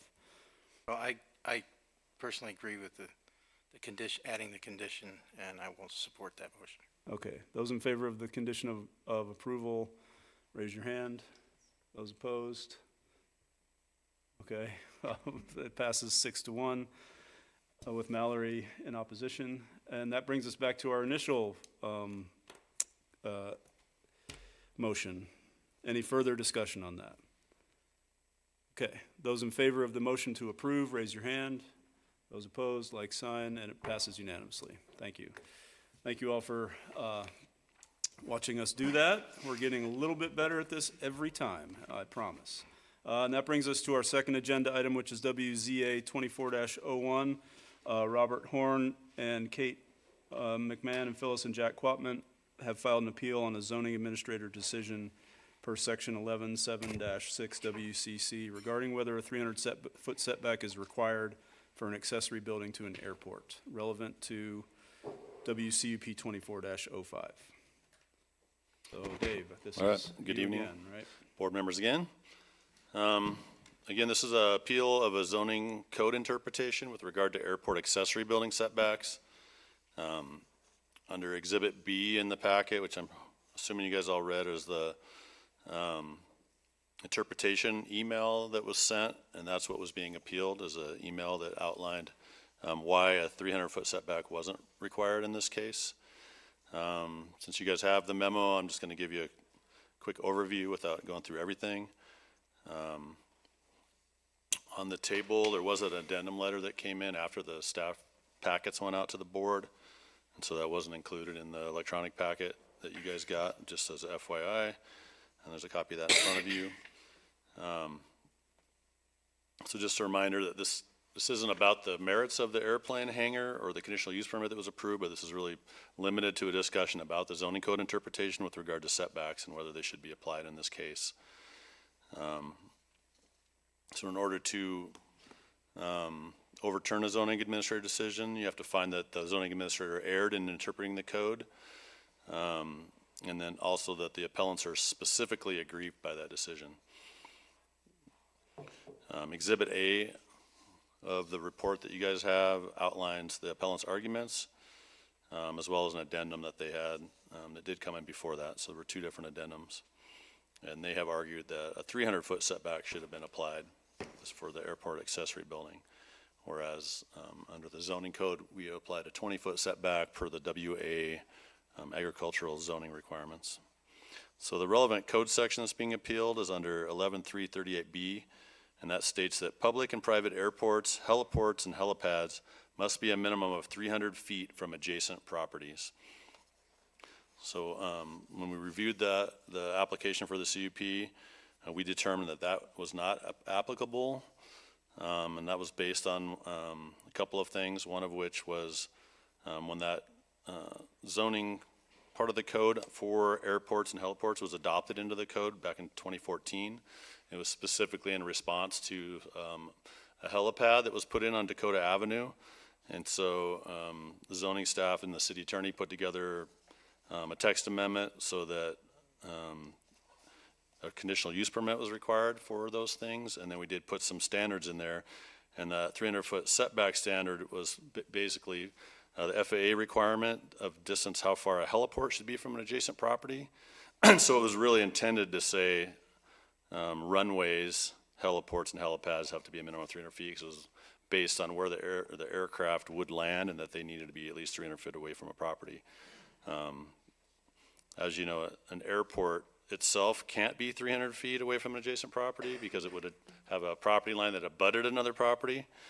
And so it'd have to be something within an airport to have a setback, because all airports would abut an adjacent property, as the one out there does. It abuts the dog park and the railroad tracks and several private property owners.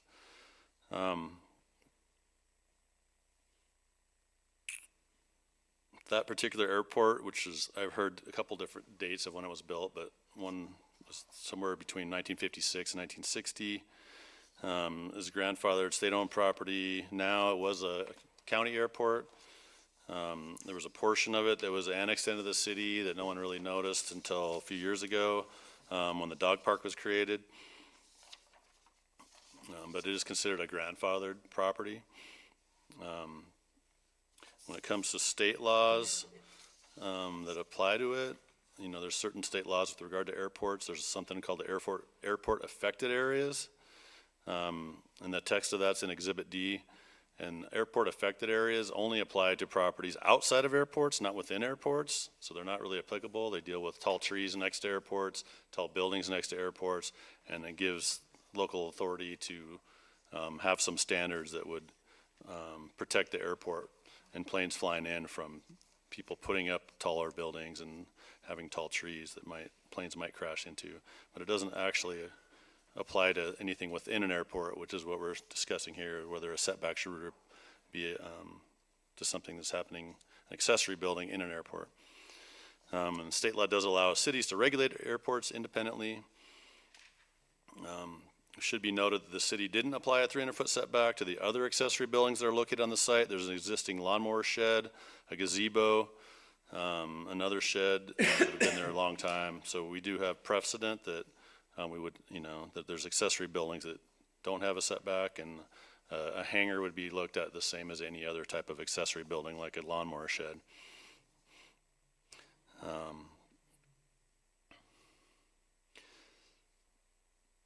Staff determined that accessory buildings only need to have the 20-foot setback and not a 300-foot setback. So based on that stuff, we believe there wasn't an error in the interpretation, that we were okay to not require the airport itself to be 300 feet from an adjacent property or anything within the airport. The airport's not even 300 feet wide. And then the second part of the test, whether the applicant or the appellant is specifically aggrieved, we feel that they failed to demonstrate how they're specifically aggrieved by that decision. Nowhere in their letters did they discuss that, or their initial appeal of how they were specifically aggrieved in their original letter. There's an addendum letter that you guys have on the table that talks about some general grievances because they're state taxpayers and pay for city fire and other services. That's sort of a vague grievancy, but not necessarily a specific one, because it applies to all city residents. It doesn't prove that they're specifically aggrieved.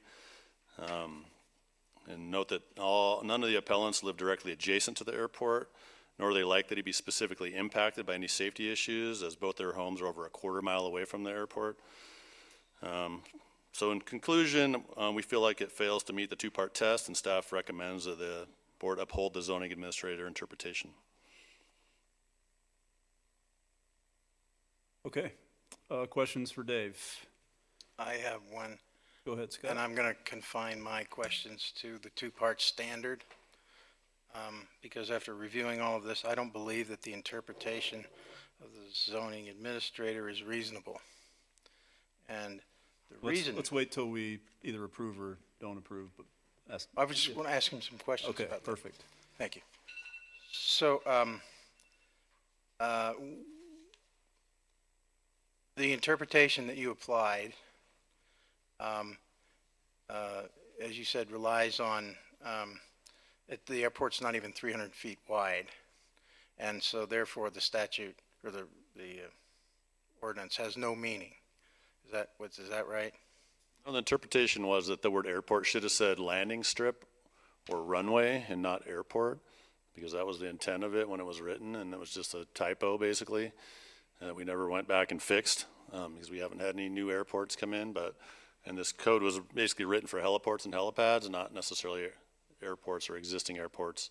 And it wasn't, when we wrote that, no one was intending it to apply to the existing Whitefish airport. Okay, I take your meaning. I don't necessarily agree with that, but I'm focused on where we're measuring from. So at the first hearing, we had a lease, or we talked about the lease, and that lease has a map attached to it, and that map shows that this applicant is only leasing a very small specific square of that area.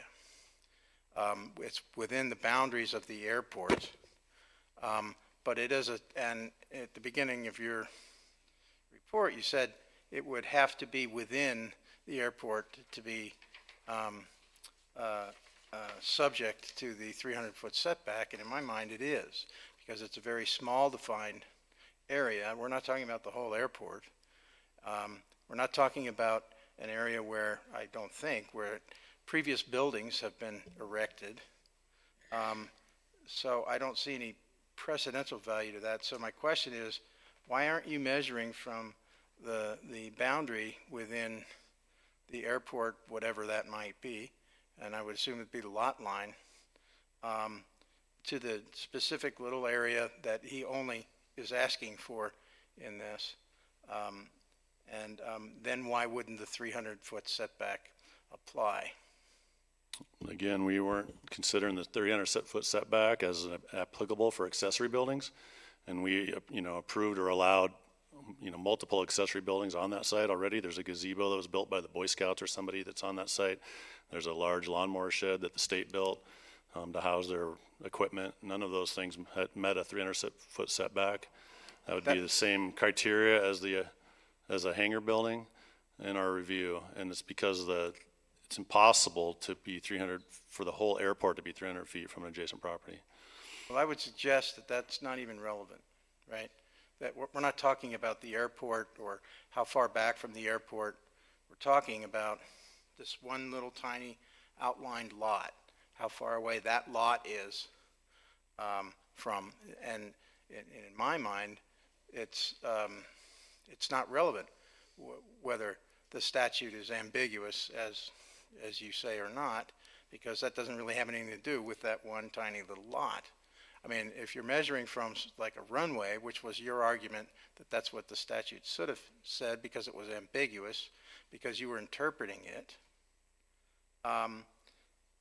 why adopt a more strained interpretation when you have a very clearly defined, more particular boundary from which to measure?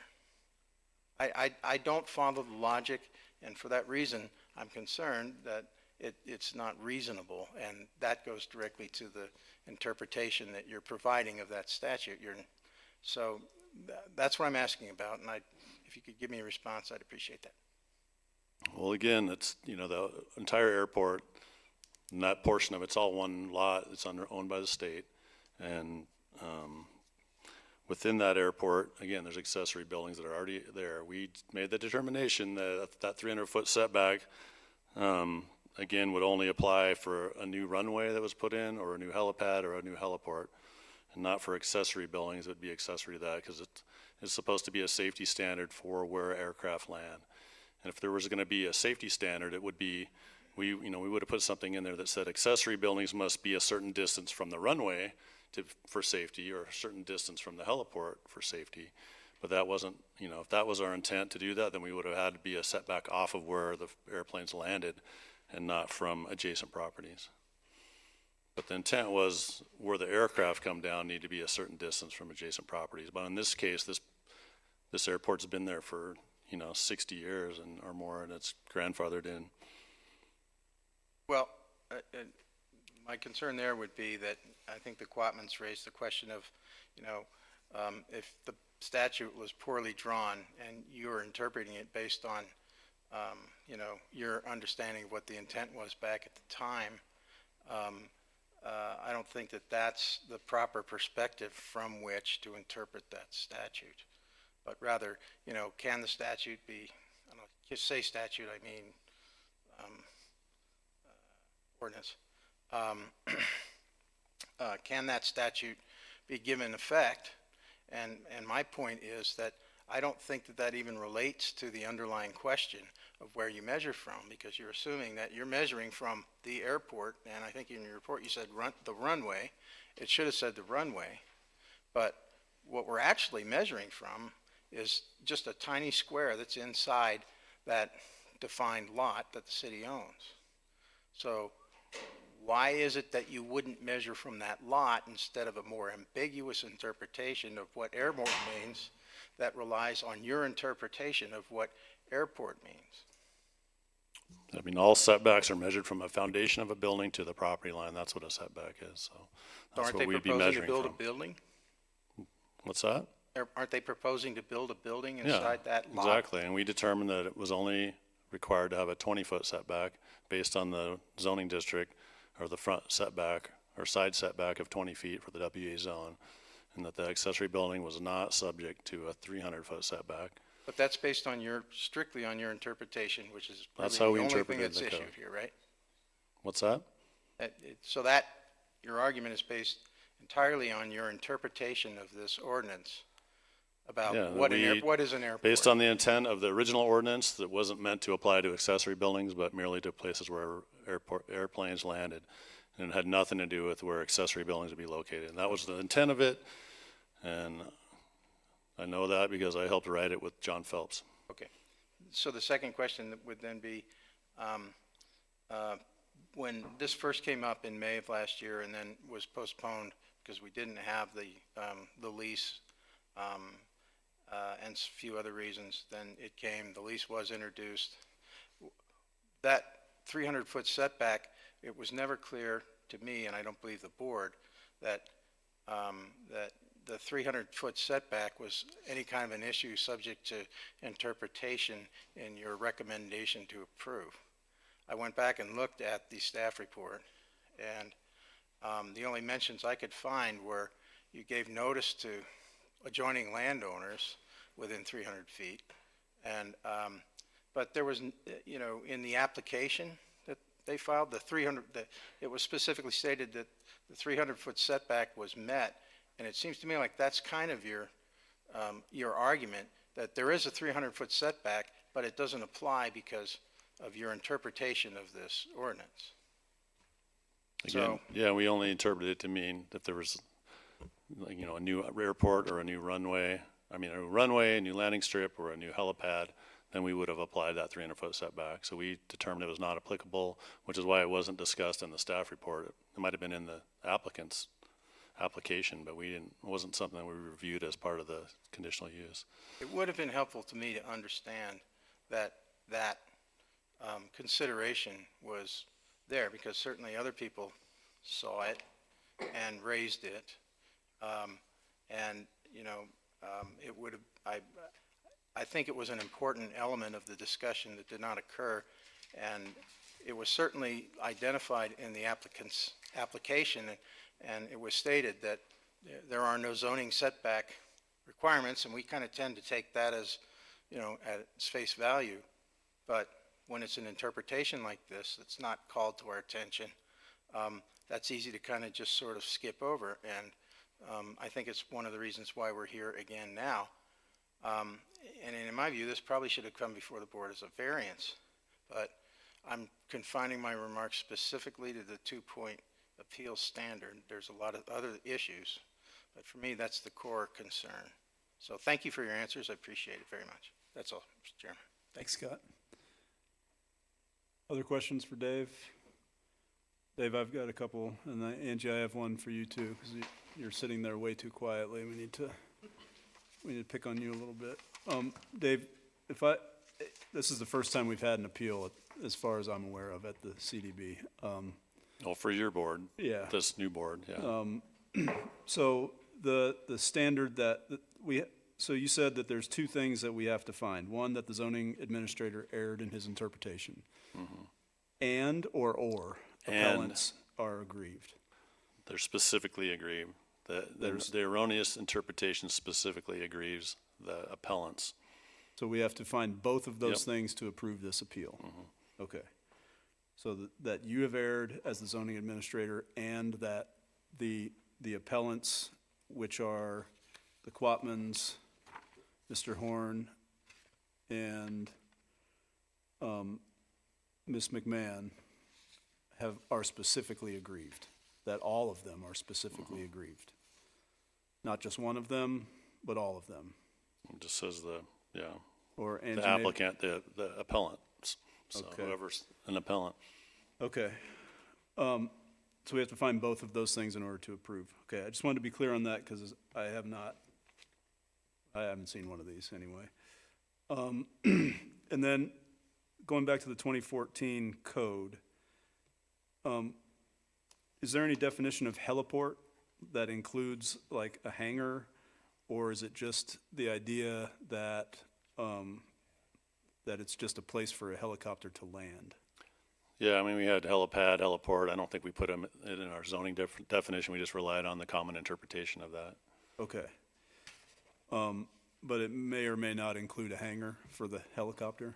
Well, specifically, it wouldn't have included a hangar because it's where it lands. I mean. Okay.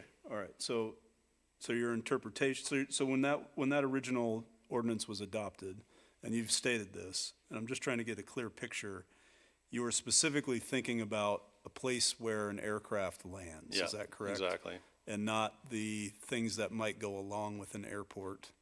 Yeah. That are defined, that would, where a place where you would store a plane or a helicopter or something like that. That's correct. We were just looking at that time, just the places where something would land, and that 300 feet to the property line then makes sense because that's the landing area for an aircraft. Yeah. It's not the storage area for an aircraft. Exactly, because the complaints were noise complaints about helicopters landing nearby their adjacent properties.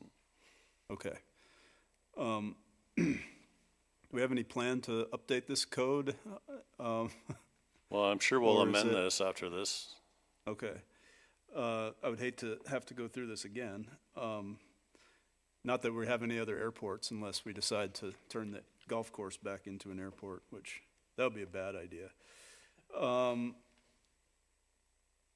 And then there's some interesting parts of this that I'm not sure I understand completely. How far is the current building from the runway? The proposed hangar? Yeah, the proposed hangar. I don't have that. Okay. Since again, we're talking about the code, not that specific application.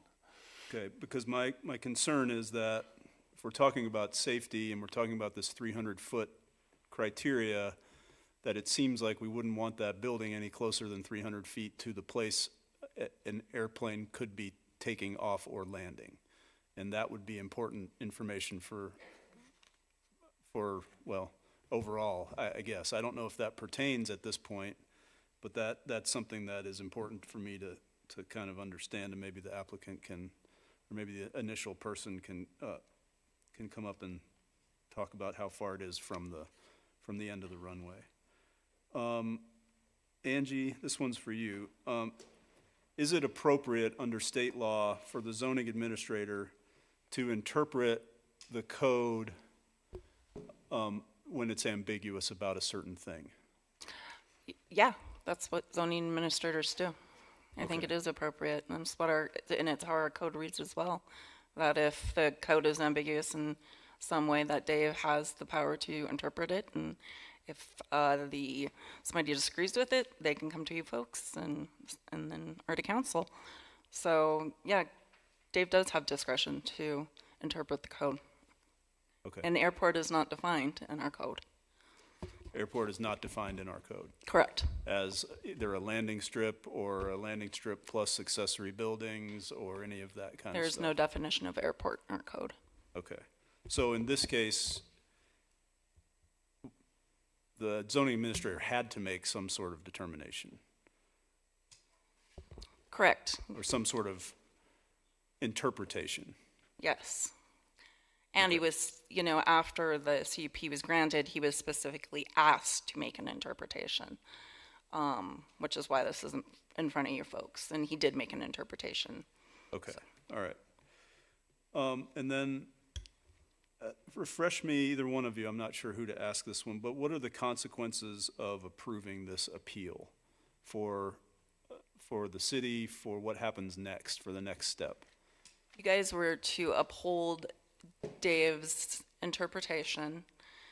It doesn't go any further, but if you were to find in favor of the appellant, it would go back up, am I right? It would go back up to city council, because then the council's decision would have been made based on an error, basically. Okay.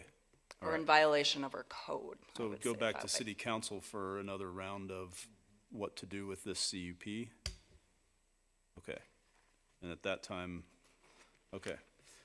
All right, I think that's all I have for now for staff. Thank you.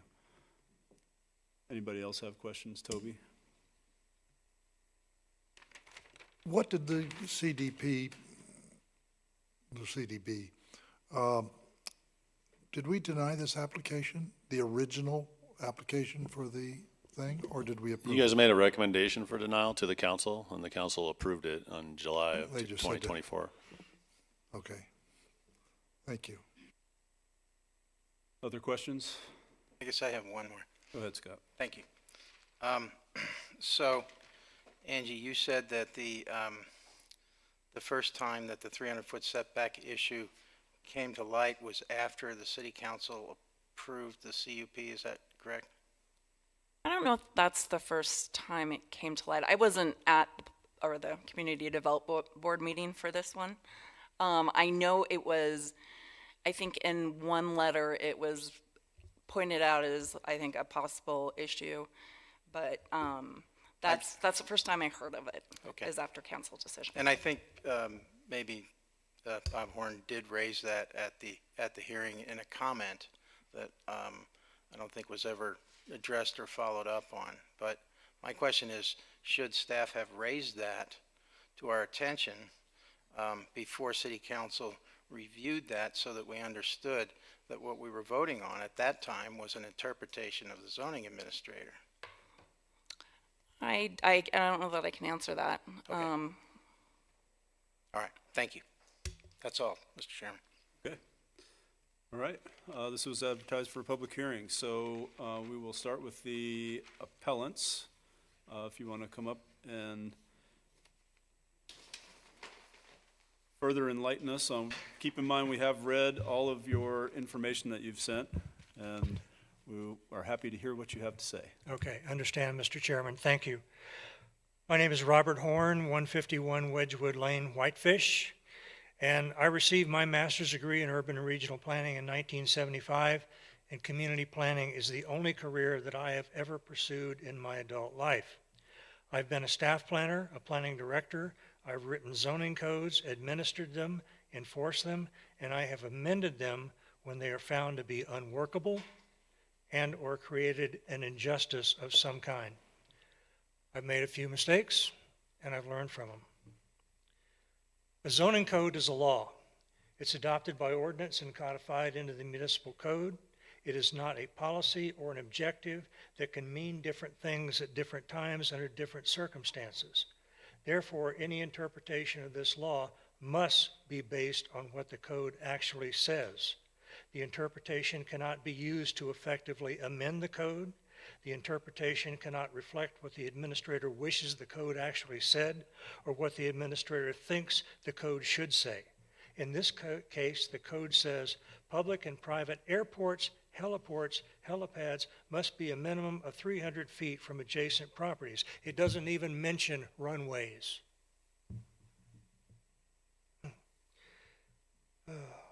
In my letter, and this has been covered by board discussion already, but in my letter to the Community Development Board of May 13th, I asked for clarification of this issue, and if there was a variance request in addition to the CUP, but no clarification was ever given.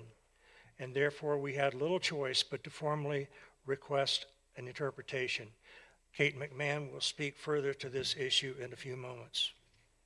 In this case, however, the appropriate remedy clearly is a code amendment. By ordinance, an open public process where everyone gets to hear the logic and reasoning for the code amendment and to make comments on their own. The code language adopted in 2014 is ambiguous, as no definitions that would clarify the application of the code were included.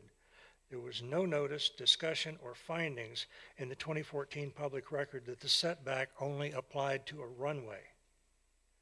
If that was the intent, then it should have been clearly stated in the code language at that time.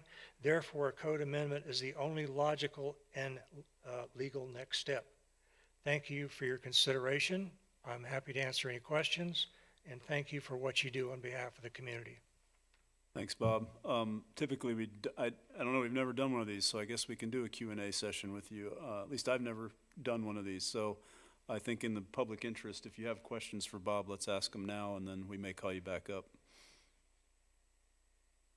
Okay, looks like you're off the hook for now. I have one. Oh, go Sorry. ahead. Go ahead, Whitney.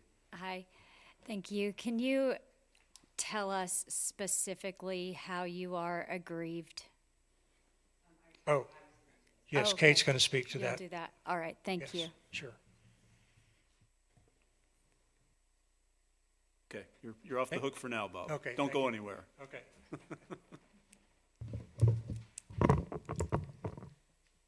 Hi, my name is Kate McMahon. I've resided at 151 Wedgewood Lane in Whitefish for 20 years. First, I want to thank the Community Development Board for your time as volunteers and how difficult it is to often decide these complicated matters. I was primary author of the analysis that was submitted as part of this appeal. I have a bachelor's degree in urban and regional planning and have worked as a city planner for over 40 years. As part of my experience, I have worked with several attorneys in Montana to submit expert reports for litigation involving zoning and subdivision issues. I'm speaking tonight, though, as a resident of Whitefish who has been aggrieved by a zoning interpretation. The analysis I prepared was in the board's packet, But tonight I would like to respond primarily to conclusions that were contained in the staff report dated 12/19 and that Dave discussed tonight. Before I review the substance of the appeal, I want to discuss why we filed the appeal. The approval for the CUP that allowed the hangar at the airport includes a condition that states the applicant must maintain and demonstrate continued compliance with all adopted city codes and ordinances. We assert that this condition cannot be met because the hangar does not meet the 300-foot setback requirement and that the CUP does not comply with the section on expanding a nonconforming use. Additionally, this appeal is about the precedent that will be established for any improvement at the airport and whether the interpretation of the zoning code gives adequate consideration to public health and safety. Our submittal describes on-site and off-site impacts related to the airport operations. Due to these public health and safety concerns, the board must be very deliberate in determining how to apply the setback requirements. Additionally, the appeal is about the precedent that will be established for reviewing future conditional use permits.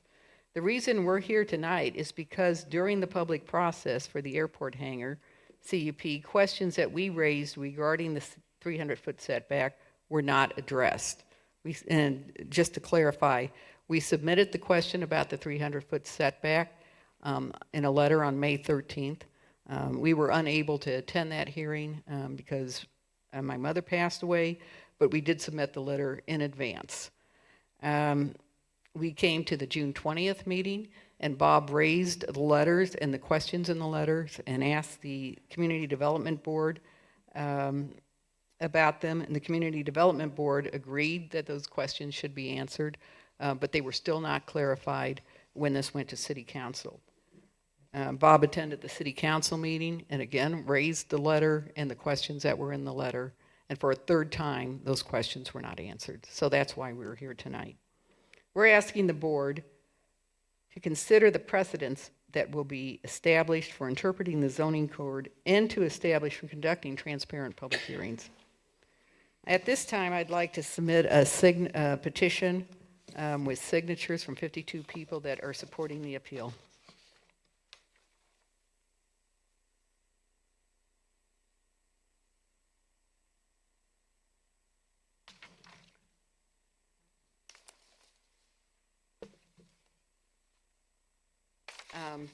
So next I would like to talk about why we are an aggrieved party. On October 22nd, we submitted a letter of appeal. In section 2 of that letter, which is included in your packet, we outlined 5 points that established why we were specifically aggrieved. The letter of appeal included 70 pages of supporting documentation, including specific citations to regulatory codes, FAA airport design standards, and detailed findings of fact, many which elaborated how we were specifically aggrieved. Given the detail that we provided, I was dismayed when the staff report concluded that nowhere in the letter of appeal do the appellants indicate how they were specifically aggrieved by the zoning administrator's decision. Again, that letter included 5 specific points of how we were aggrieved. I feel the submittal letter, supporting documentation, and findings do sufficiently indicate how we were aggrieved and would ask the board to acknowledge that we did address this issue. The staff report then concludes that none of the appellants live directly adjacent to the airport. Each of their homes are over 1,000 feet away from the proposed hangar location, so it would be difficult to be specifically aggrieved by any lack of setback at the airport itself. For the record, per Google Earth, our property line is 898 feet from the airport, not over 1,000. Also for the record, not only do we live within 1,000 feet of the airport, we are daily users of Armory Park that is directly adjacent to the airport. An aggrieved party is anyone who has been adversely impacted. As stated in section 11.338, airports have unique impacts. The impacts may well extend beyond the boundaries of the airport. MCA, the Montana Code Annotated, and FAA sources clearly demonstrate that airport operations may adversely impact property for distances that extend beyond 1,000 feet from the airport. These include guidelines from the MCA Airport Affected Area, FAA Safety Zones, and FAA Land Use Compatibility Standards. And those excerpts are in the addendum that we submitted with the packet. Off-site impacts include noise, fumes, glare, environmental impacts, wildlife conflicts, and other safety concerns arising from overflight operations. The addendum in your packet includes more detail on this. Not only do we, the appellants, reside within the defined areas that are impacted by airport operations off-site, we are also agreed because we submitted questions on May 13th, including the question regarding the 300-foot setback, but those questions were not addressed. At the June 20th meeting, the Community Development Board agreed with those questions, or agreed those questions should be answered, and I thank the board for acknowledging those concerns. Nevertheless, the matter proceeded to City Council without answers to our questions. In order to have this matter considered and deliberated in a public forum, as is our right and should have happened during the public hearing process, we, the appellants, had to file an appeal and pay a $1,000 65 fee. Citizens of Whitefish should not have to pay $1,000 to have questions answered that should have been answered at the public hearing, especially questions that were raised multiple times during the public hearing. We are aggrieved. In regards to the non-conforming use status of the runway, I was also dismayed by the conclusion that stated the hearings for the conditional use permit that were held from both the Community Development Board and the City Council meetings were adequate for the appellants to present their objections. It was not possible to present objections at the public hearing when critical information was not disclosed. There was no disclosure in the public notice, the staff report, or during the public hearing proceedings that the runway was a non-conforming feature or that the setback requirement applies only to the runway. It is not clear if the Community Development Board or City Council were aware of these important facts when they conducted their review. How can the public have adequate opportunity to present objections when even the hearing bodies were not apprised of the facts? Given that we, the appellants, reside in areas that the FAA and the MCA have established as being impacted from airport operations, and given that we are daily users of the dog park directly adjacent to the area, to the airport, and given that critical information about the airport was not disclosed, it's clear that our appeal meets the criteria that we are aggrieved by this zoning interpretation. I'd like to go on to this other criteria that the zoning administrator erred in his interpretation. The issue tonight is whether a 300-foot setback requirement applies just to the runway or to the buildings and the facilities in the appurtenant areas next to the runway. The staff report states that an airport storage hangar or other accessory building does not present the same safety concern as a runway or heliport. As noted earlier, this hearing is not just about the proposed hangar, it's about how that 300-foot setback will apply and the safety concerns that are associated with all types of airport development. A list compiled from the FAA resources include off-site impacts associated with airport operations such as landings and takeoffs, hangars, parking areas, fueling areas, and drainage structures. Impacts from all these types of operations include fire, noise, glare, and impacts on environmental areas. The MCA mentions impacts from noise, fumes, vibrations, light, and any other effects from normal and anticipated airport operations. It's clear that there are safety concerns not only with the runway, but with all operations in areas that are associated with the airport. A setback requirement is a standard zoning mechanism to provide a buffer to mitigate adverse impacts, and the zoning interpretation restricts the buffer to the runway, thereby reducing the effectiveness of mitigating impacts for other types of airport operations and impacts. The zoning interpretation also lacks factual basis. The lack of a factual basis leads to inconsistent and ambiguous conclusions. And I have a list here of things that were included in the staff's report that we found troubling in this concern. There's no citation in the records for any specific section in state or federal codes that provide the basis for the interpretation.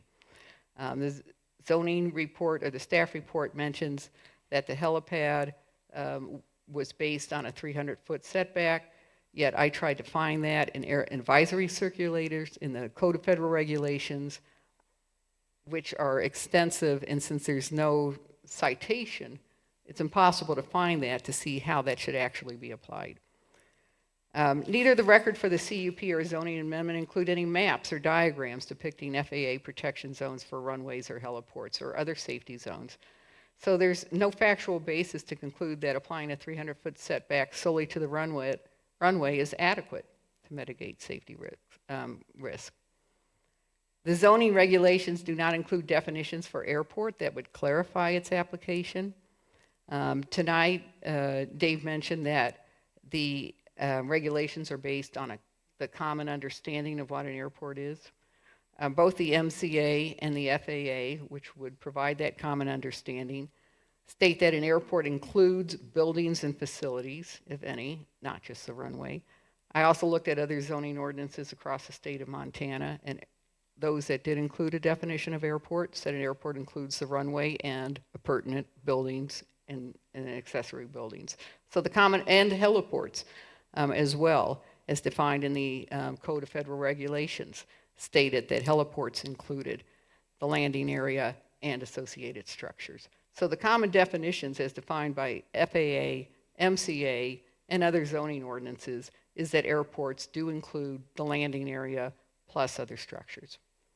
Applying the setback solely to the runway is inconsistent with the FAA definition. The staff report states that there is no available information on any airport standards for airport accessory building setbacks from property lines for small, local, grass, turf runways. This statement cannot be supported because the FAA advisory circular on airport design does have guidelines for siting hangars based on fire protection, based on separation from roadways, and setbacks from environmental hazards. The addendum that I provided includes excerpts from this advisory circular. The staff report states that there's a precedent since a maintenance shed and a gazebo at the airport are within a 300-foot setback that is required, and therefore the hangar should be allowed within there. Precedents, however, are established when similar structures are treated similarly. A 5,300 square foot hangar that houses airplanes and flammable material is not the same as a gazebo or tool shed or maintenance shed. If they are the same, and they should be treated the same, and those buildings should have been required to get a CUP just like the hangar was. So they are being treated differently because they're different types of buildings, and so that does not establish a precedent.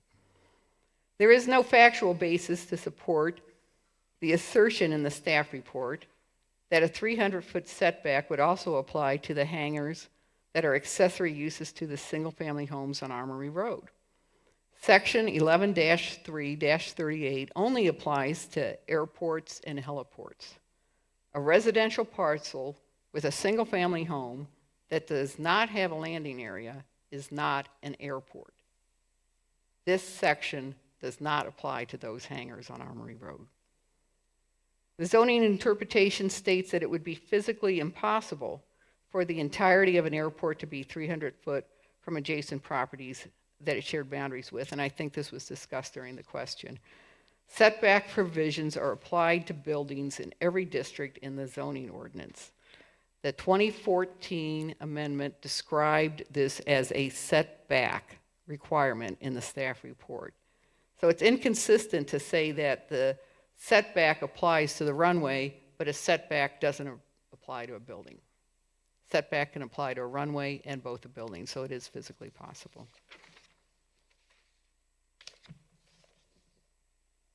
The zoning interpretation notes that the existing runway does not comply with the 300-foot setback requirement and is non-conforming. Since there was no disclosure of the non-conforming status, there was no analysis of the potential safety issues related to the non-conforming status of the runway. There's no factual basis to establish how locating structures in an airport with a non-conforming runway may or may not impact public safety. The staff report states that it's obvious that the 300-foot setback was intended for landing strips and helipads rather than the entire airports. The fact that reasonable people are here tonight debating that issue indicates it's not obvious. It's ambiguous. A zoning interpretation should clarify the regulations, not create more ambiguity. The proper remedy is to clarify the regulations through a zoning amendment that provides a factual basis and involves a public process. Without such a thorough analysis and process, the interpretation may preempt necessary safety measures. For examples, helicopters use the tie-down area at the Whitefish Airport. I actually have a photograph that was taken 2 days before Christmas of a helicopter landing at the airport.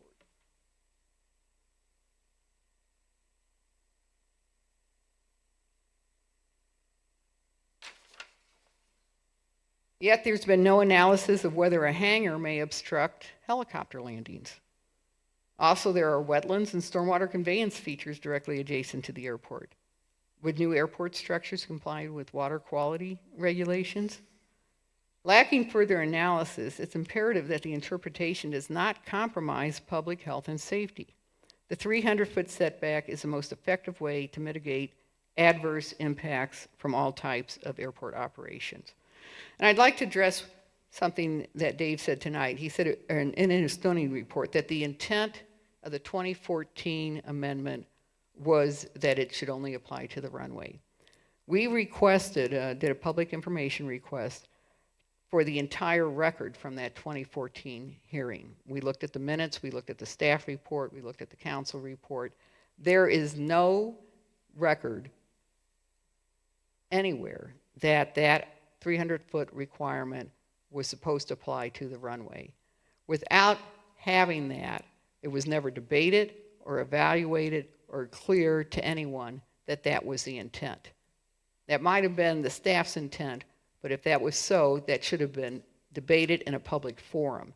And so the only way to do that now is to go through a zoning amendment. When zoning code for helicopters and airports were adopted, the record stated that the proposed regulations advance public and health safety concerns because the proposed uses, being the airports and helipads, were all conditional and great care can be taken to mitigate any issues with health and general welfare. A zoning interpretation that lacks factual foundation, that raises safety questions, and that is inconsistently applied does not represent great care. Any decision the city makes now will affect the ability of the city to institute safety controls at the airport in the future. Upholding the zoning interpretation without regard for long-range plan for the airport is a disservice to the entire community. And I'd also like to get more clarification at some point that this matter would go to City Council for review. According to the zoning ordinance and the MCA, because that's where it was taken from, the only way to appeal the decision of the Community Development Board is in district court. So I'm not real sure why this would go to City Council after this. And I think that needs to be addressed tonight too. Thank you. Thanks, Kate. Anybody else wish to speak on this matter? Do you have another member of your team here to speak? Oh, I did want to note that Jack and Phyllis Quatman were unable to attend, so they submitted their comments in writing, and I believe those were distributed to the Community Development Board. We have for those, tonight. yes. Thank Thank you. you. Anybody else wish to speak on this matter? Okay, we'll close public hearing then. And back to the board for further discussion or a motion. I have a couple of questions before discussion, but I'm willing to hold mine if others have questions. Hey, Steve, real quick. Yes. I think that we're going to provide the lessee, I guess, an opportunity to speak as well. Decision does affect, I don't know if they want to or not, but the decision does affect them too. It feels like Yeah. they should have at least a right to briefly respond if they so choose. Yeah, I thought that was clear in the public hearing part. Does the lessee or his team want to speak on this one? Do you want to come up and talk about any of these issues? I'll reopen the public hearing then.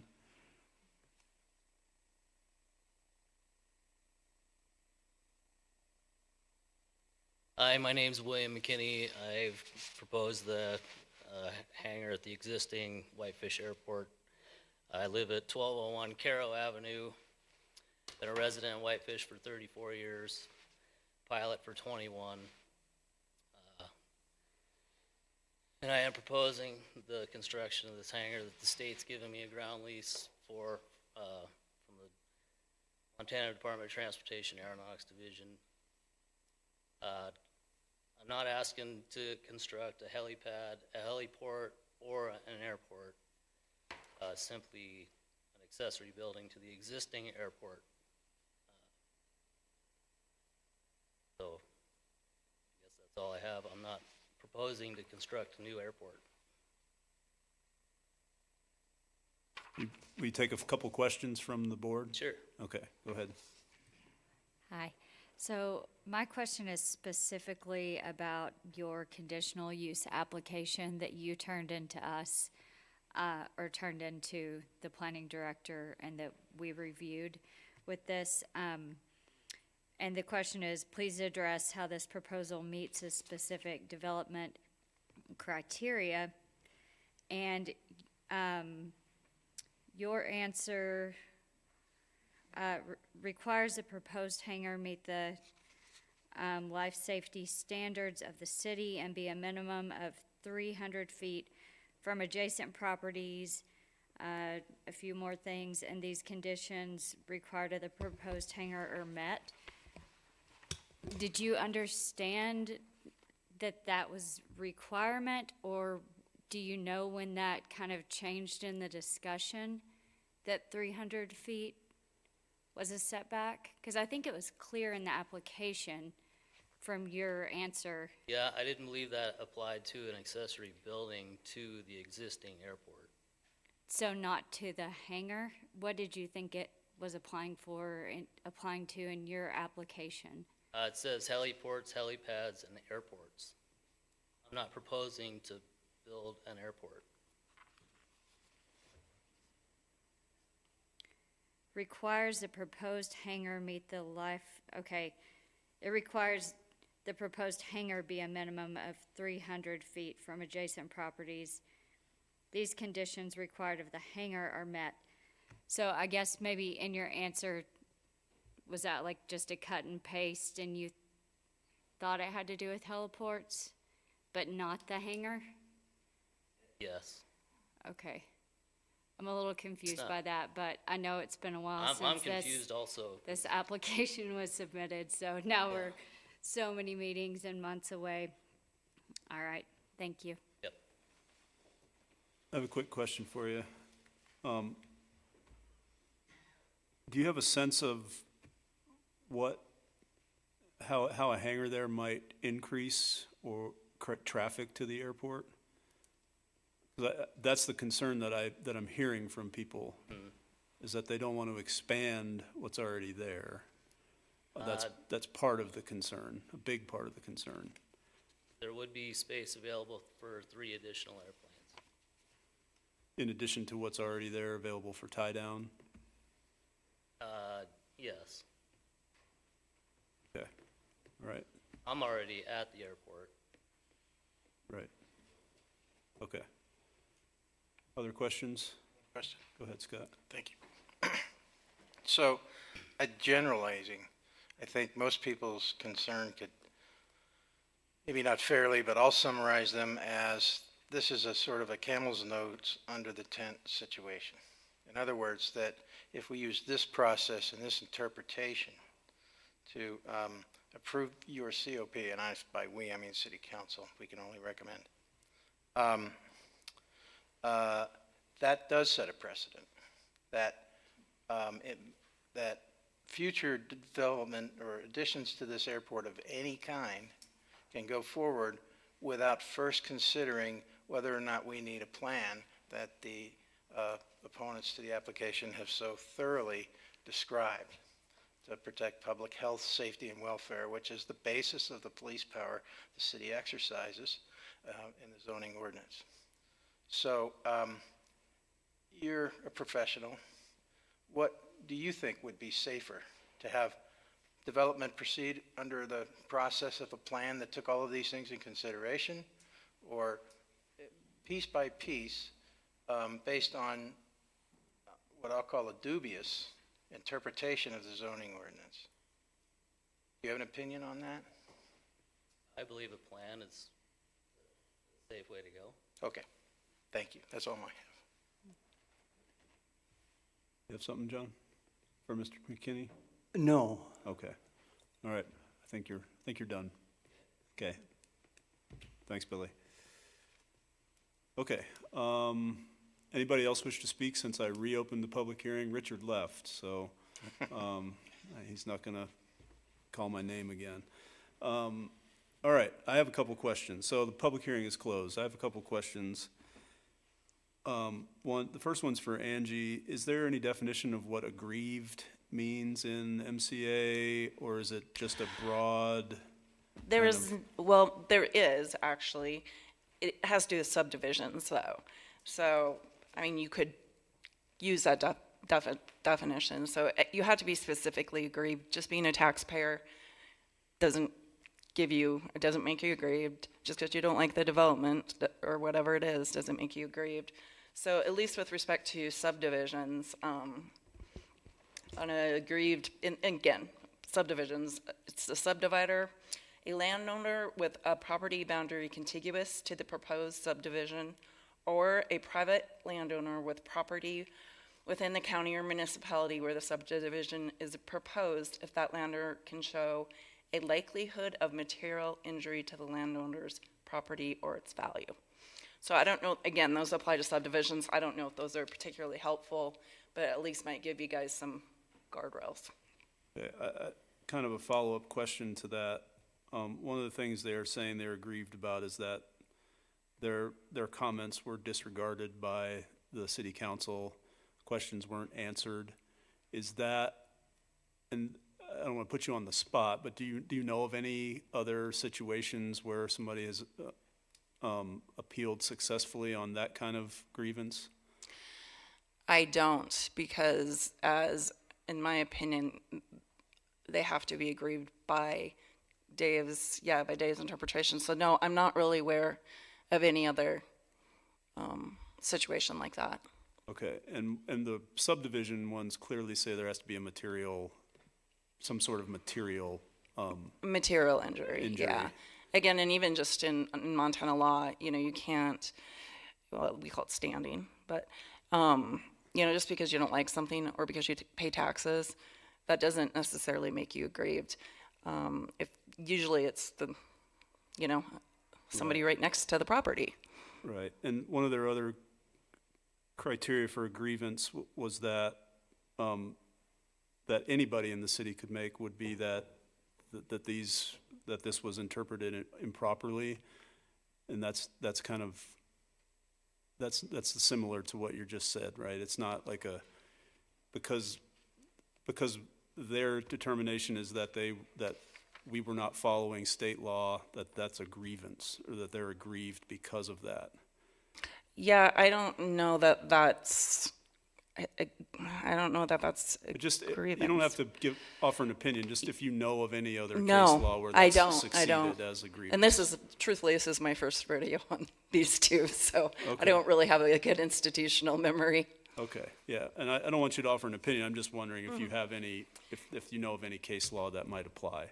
I don't. Okay. In Montana cases, again, outstanding, you really have to be specifically aggrieved. And again, it can't be just something you don't like. I would like to touch on the state law aspect, though, if I Okay, may, sure. if you want me to. Absolutely. Or I can shut up.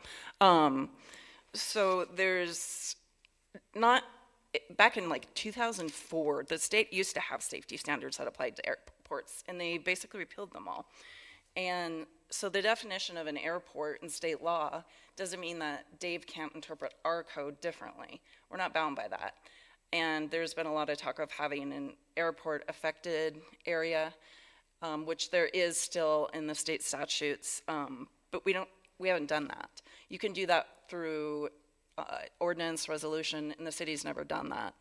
I think Phyllis brought it up in her letter, and I'm not saying it's a bad idea, but I just want you folks to make aware that I don't think the state law trumps state's ability to interpret our own code, which he's required to do.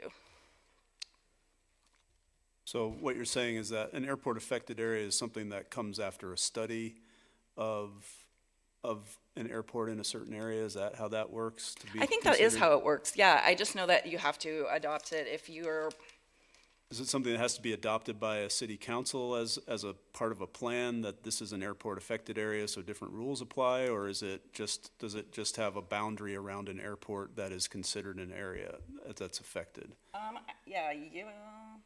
So there's two ways. There's an NPIAS airport, which they have to adopt them. And then there's, if we have an airport that affects us, we have to do it by ordinance or resolution. So, and they have to designate the affected area. So I'm assuming, yeah, it would be something that we would study and, put some work into, but we have not done that. Okay. But, Phyllis did bring it up in her letter, and I'm not saying it's a terrible idea, but we have not done that to this date, so. Okay. Okay, any other questions for staff? I have one, Go ahead, Scott. but I would defer to Whitney. Okay, sorry, Whitney.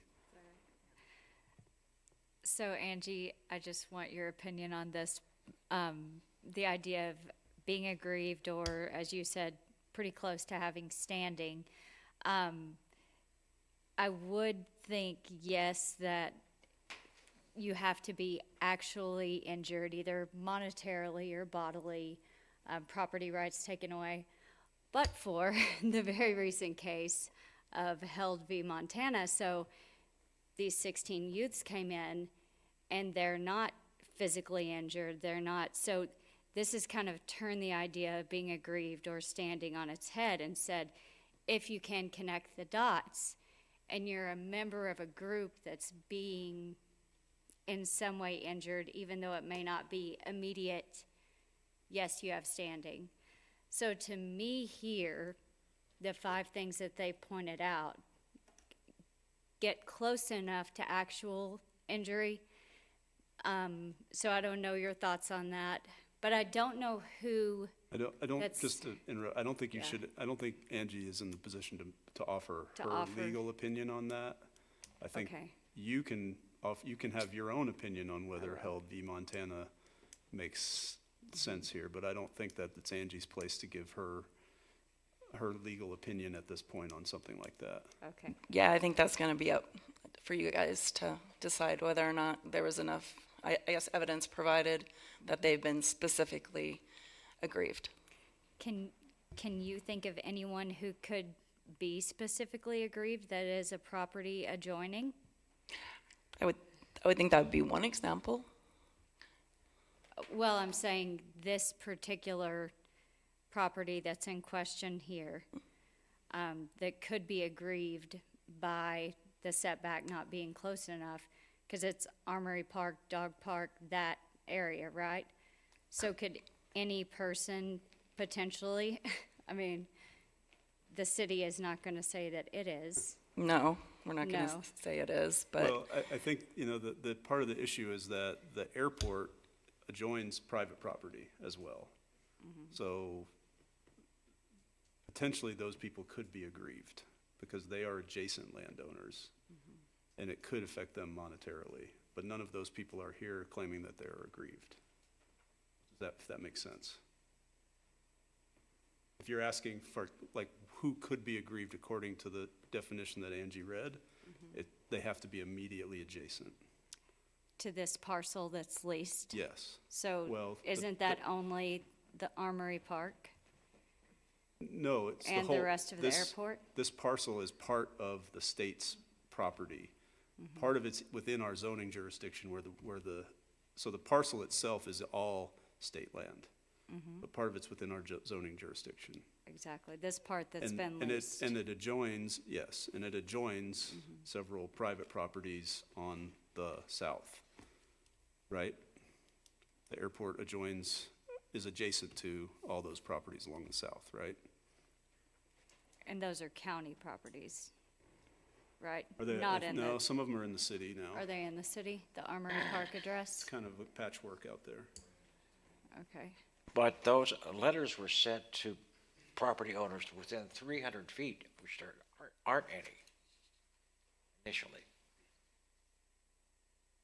Well, that's, I have a comment on standing. yeah, go ahead, John.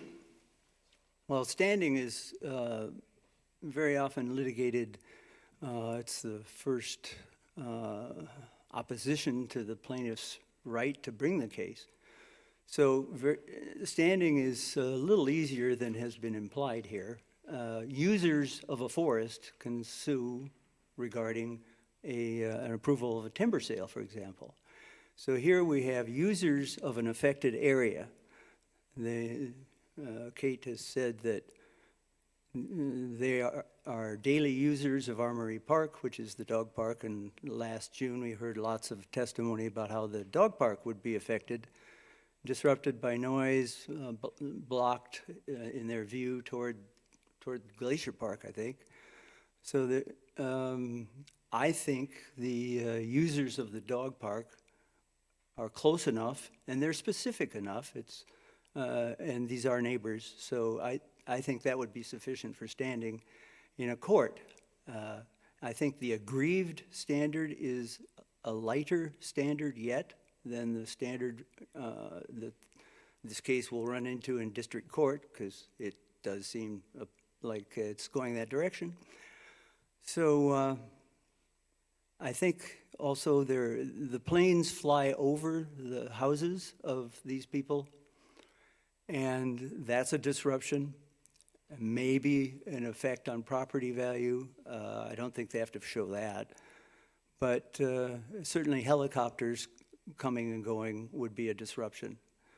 So my guess is that they would meet the standing requirement.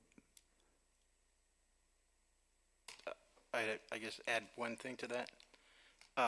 It also establishes a precedent that severely restricts the type of person that can come and object to an interpretation of the zoning ordinance in front of the zoning administrator, to a very narrow and ill-defined class that I just don't think we would want to go there, right? I mean, if it's a threshold kind of a determination that in the law is designed to, weed people out.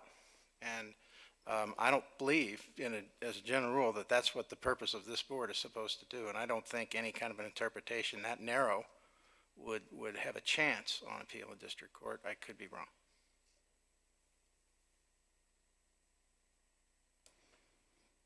Okay, further comments or questions from staff? So I guess I have one more comment. Would you like to wait until we have a motion, or is this? Well, yes, I would. Thank Okay, you. all right. I appreciate that. I have a comment, and I'd like to go through it before the motion.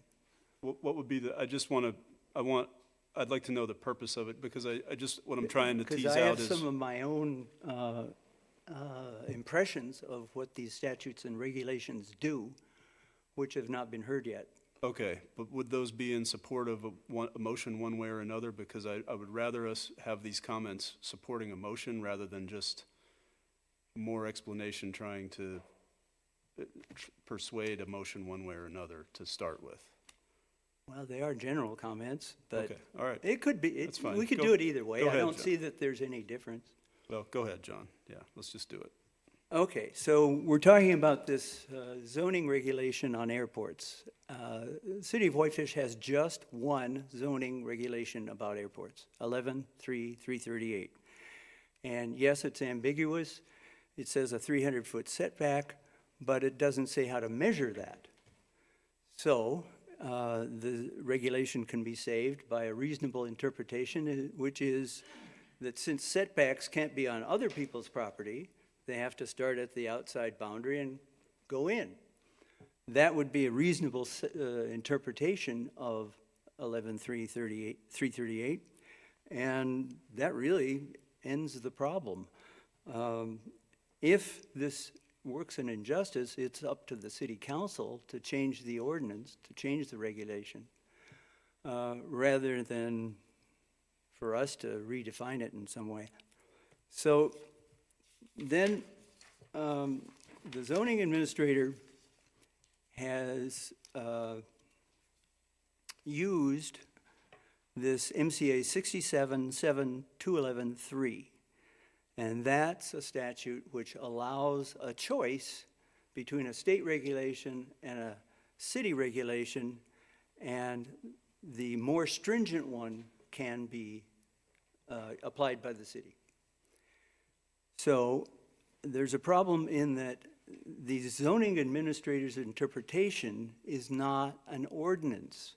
This statute in 211.3 that I just referred to only applies to regulations, or it says ordinance. Well, Mr. Taylor is a zoning administrator, not a zoning legislator. The city council would have to legislate. So he can't just pick his interpretation over the state definition of airport, which includes hangars and buildings, because his interpretation is not an ordinance. So that's error to rely on 211.3. Then 211.3 also says that the interpretation that the city can apply the more stringent of the two, where there's a conflict between the state provision and the city provision. Well, he didn't choose the more stringent one. The more stringent one would include in the definition of airport, as the state did, airplane hangars, because there, as the McMahon report points out, there can be fires and explosions there. So the more stringent approach would be more protective of safety and would include hangar within the definition of airport. So that's error to, again, try to rely on 211.3. Then there's a number of ways which the the interpretation by the zoning administrator was not reasonable. The word airport can't reasonably just mean runways. That's not consistent with the common understanding of what an airport is. It includes buildings. And the safety considerations supporting the 300-foot setback that the city set far exceed just runways. And then there is the possibility of helicopter use. The CUP allows use for aircraft, and the lease allows use for commercial aircraft, and in that definition would be helicopters. And it's very clear that a 300-foot setback is necessary for helicopter use. So, and I talked about standing, so for all of those reasons, I don't think this is a good case for the city to use resources to defend. I don't think it's defendable.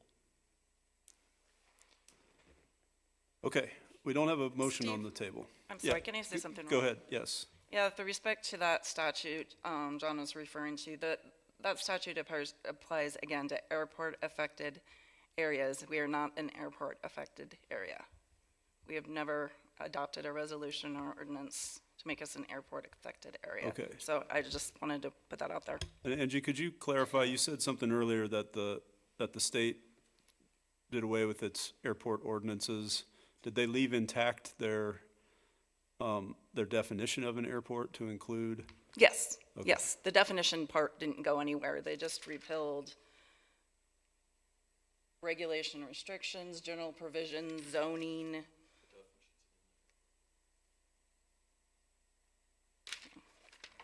Rules, permits, and variances, remedies, airport influence areas. So, But there's still no definitions. recommended setback or anything No. in the state code for either airports or for airport buildings, is there? No. Okay. All right.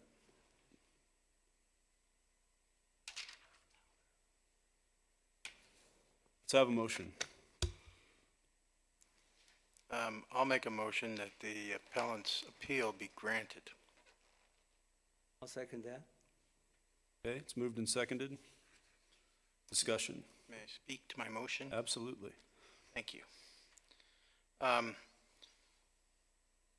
the beginning of the Montana Code Annotated, we have something called the maxims of jurisprudence that are just like general rules that apply overall. And 13233 titled Reasonable says an interpretation must be reasonable. So what I contend is this interpretation is not reasonable, that it's erroneous. I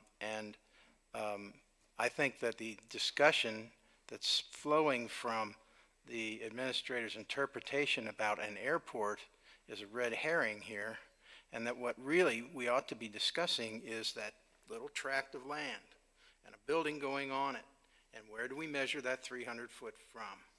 And the zoning and administrator's interpretation voids that statute. It does nothing to improve any clarity in it. There's another maxim that says something about the specific prevails over the general. I believe that there's just there's nothing to be talked about other than where do we measure from, and we have a much more reliable indicator, which is the lease and the map attached to it, that says exactly what we're talking about. This tiny little area of land. It's got nothing to do with landing, runways, or anything else. And that we measure from that point, which is inside the boundaries of what the city has zoning jurisdiction over. And that the interpretation is wholly mistaken. And my real question right now, I'm not going to propose an answer or anything else, is why? Why did the applicant submit an application that said the 300-foot setback requirement was met? Why, in the course of this discussion, weren't the questions of the appellants about a 300-foot setback answered? Why did this only come to the attention of the city attorney? I'll qualify this because I wasn't 100% clear, but it seems like it first came to the attention of folks after the CUP was approved.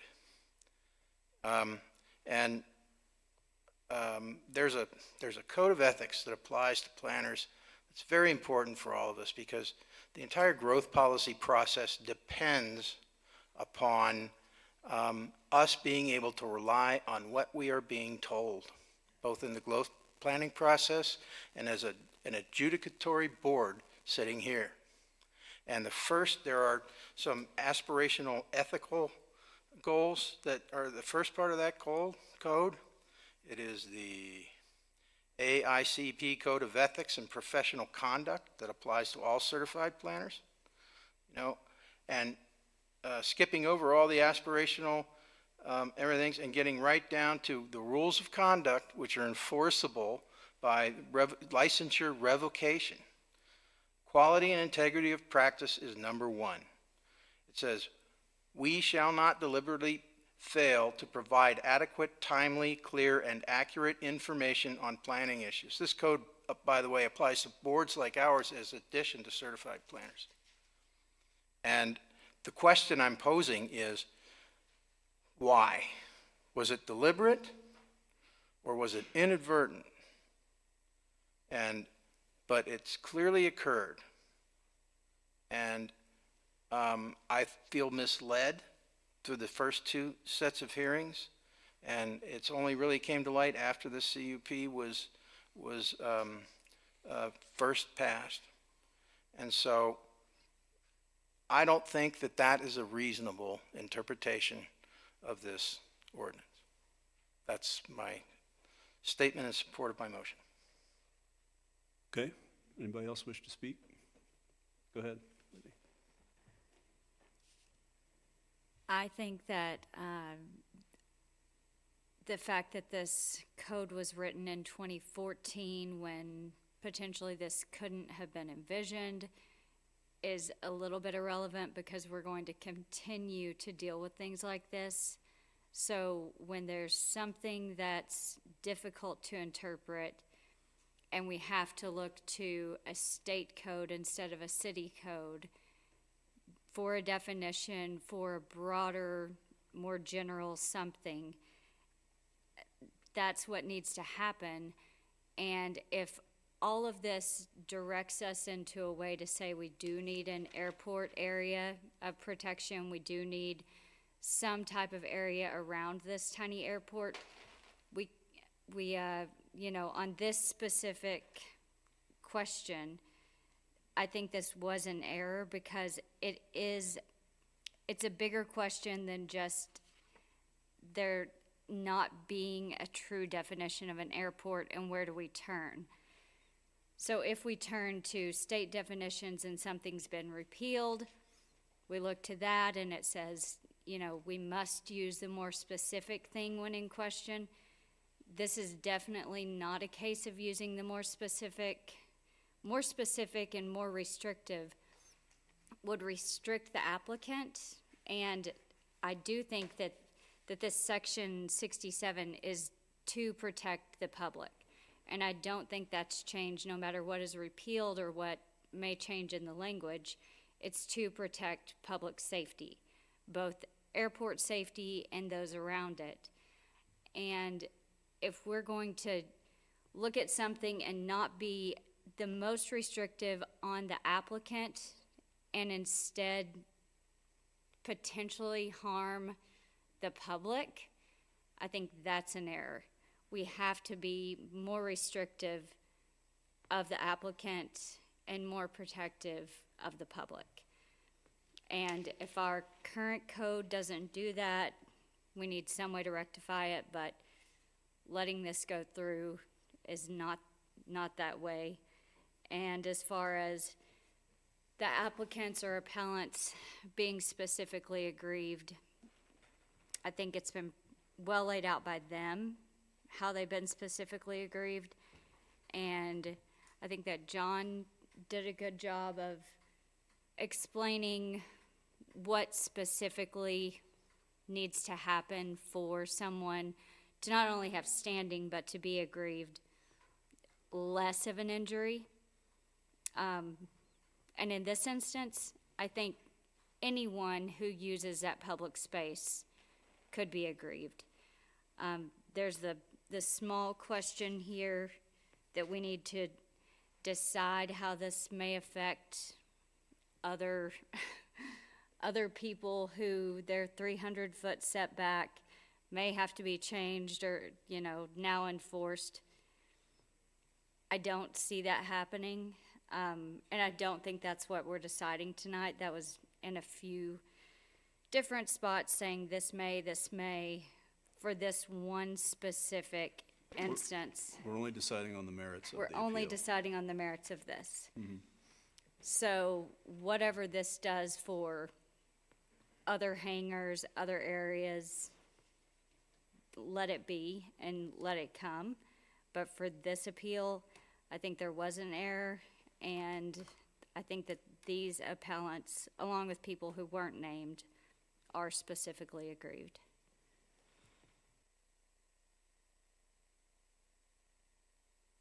Bill? Okay, I'll go ahead with mine. First of all, there's two things that we have to decide here, and they both have to be true in order to approve the appeal. First one is the zoning administrator erred in his interpretation. This one is, everybody's saying it's so simple, but it's not. It's actually pretty tricky. When Mr. McKinney came in with his proposal that he got approved through the state, because it's their land, he came to see what he could do, what he had to do with the city in order to build a hangar for his airplanes, for his plane, and then a couple other spaces, which is an amenity that he thought would be a good thing for the Whitefish Airport. And And so he did so. The fact, the casting dispersions that this was somehow concocted behind the scenes, I think, is totally inappropriate and unfair to both our zoning administrator and to Mr. McKinney. There is, I can tell you, after working for years with Dave, that that he does not, that he doesn't work behind the scenes with people to help them get their way through council. It just doesn't, it's not a fair argument. It's not fair to say that. Can I take a point of order, Steve? Please? That is not what I was saying. What I'm saying is, Well, you said, was it intentional or was it I accidental? think we need to ask that question. I didn't say whether it is or it isn't, because I don't know. It may very well not be. By raising the question, you are insinuating that you wonder whether it is or not, and that's Well, I not think fair. the evidence before us supports that question. I'll say that. Thank you. So, so that comes to the question of how this interpretation was made. Was it done in error? Well, we have an old ordinance that was kind of rushed through because we had citizens who were tired of helicopters landing near their houses and creating a big disturbance near their homes. And so we put in that ordinance that was vague, and it's unfortunate that it was vague, okay? So you have to put yourself in the zoning administrator's shoes of saying, okay, well, here's this ordinance that says I have to be 300 feet from an airport, there's a 300-foot setback from an airport. Mr. McKinney is just asking to build a hangar. He's not asking to build an airport. He's not asking to expand an airport. He's asking to build a hangar on state land that he has acquired a lease for. And now he's coming to the city to try to get that approved.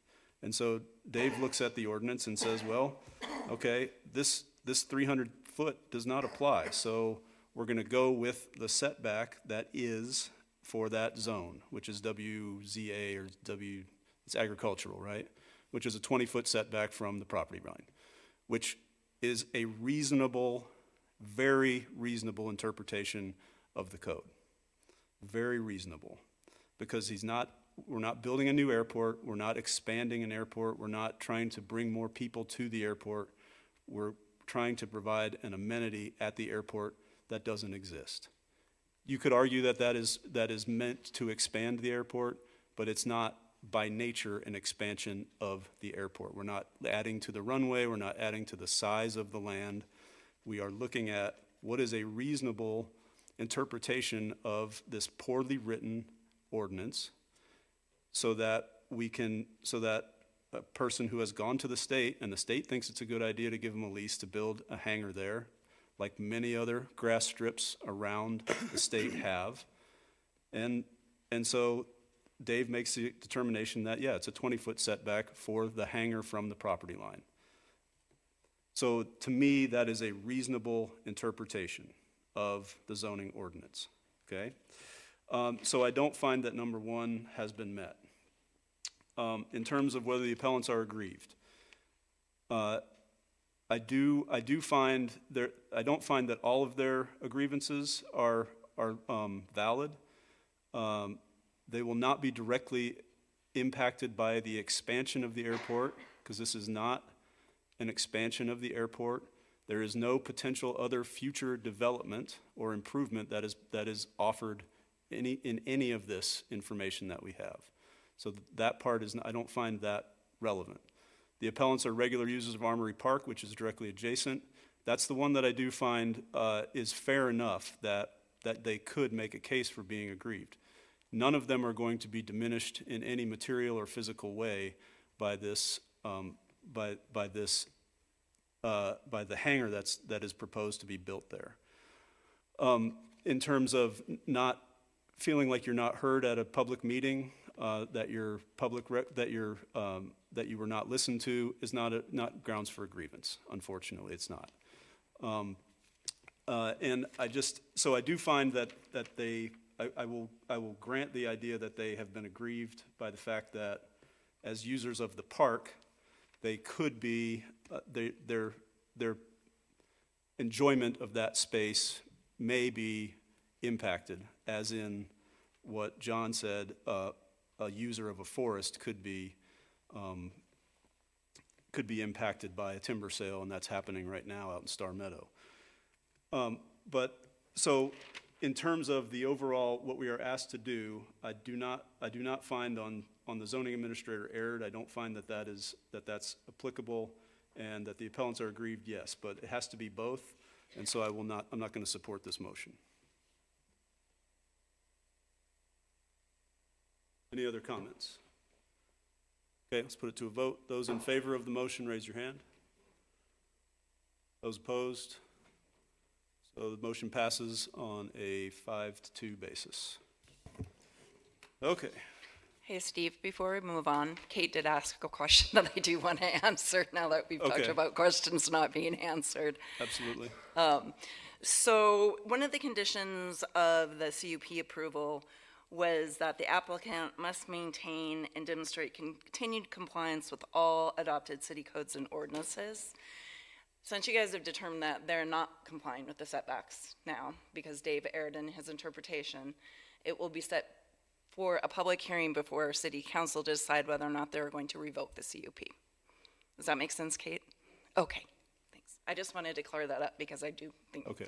that's Thank you. the answer. That does help. Thank you. Okay. Next item on the agenda is the good and welfare. Matters from the board. Matters from the board for staff. And when's our next meeting? Regarding our vote, we may need a rationale for that vote. No, you approved the appeal. We approved the appeal, and I would suggest that it's probably necessary, but it would be a good idea to give a rationale for our vote to the city council. You're welcome to write a letter to city council if you wish. I don't think that the board needs to. They're going to get do the anything minutes from this, specific, yeah. so. I'll move that we adopt a rationale for our vote. Okay. I think a question could be asked is how do we present that rationale? Offer a suggestion, which that this board ought to be appearing in front of city council at meetings under that permanent agenda item, reports from committee. That would be. Move closer to your mic, please. Oh, I'm sorry. So that a rationale could be offered at the time, and any board members who wish to be heard on that and would like to have that put in the record, because it sounds like there may be more than one, that would probably be the most expedient and appropriate way to make a record on that point.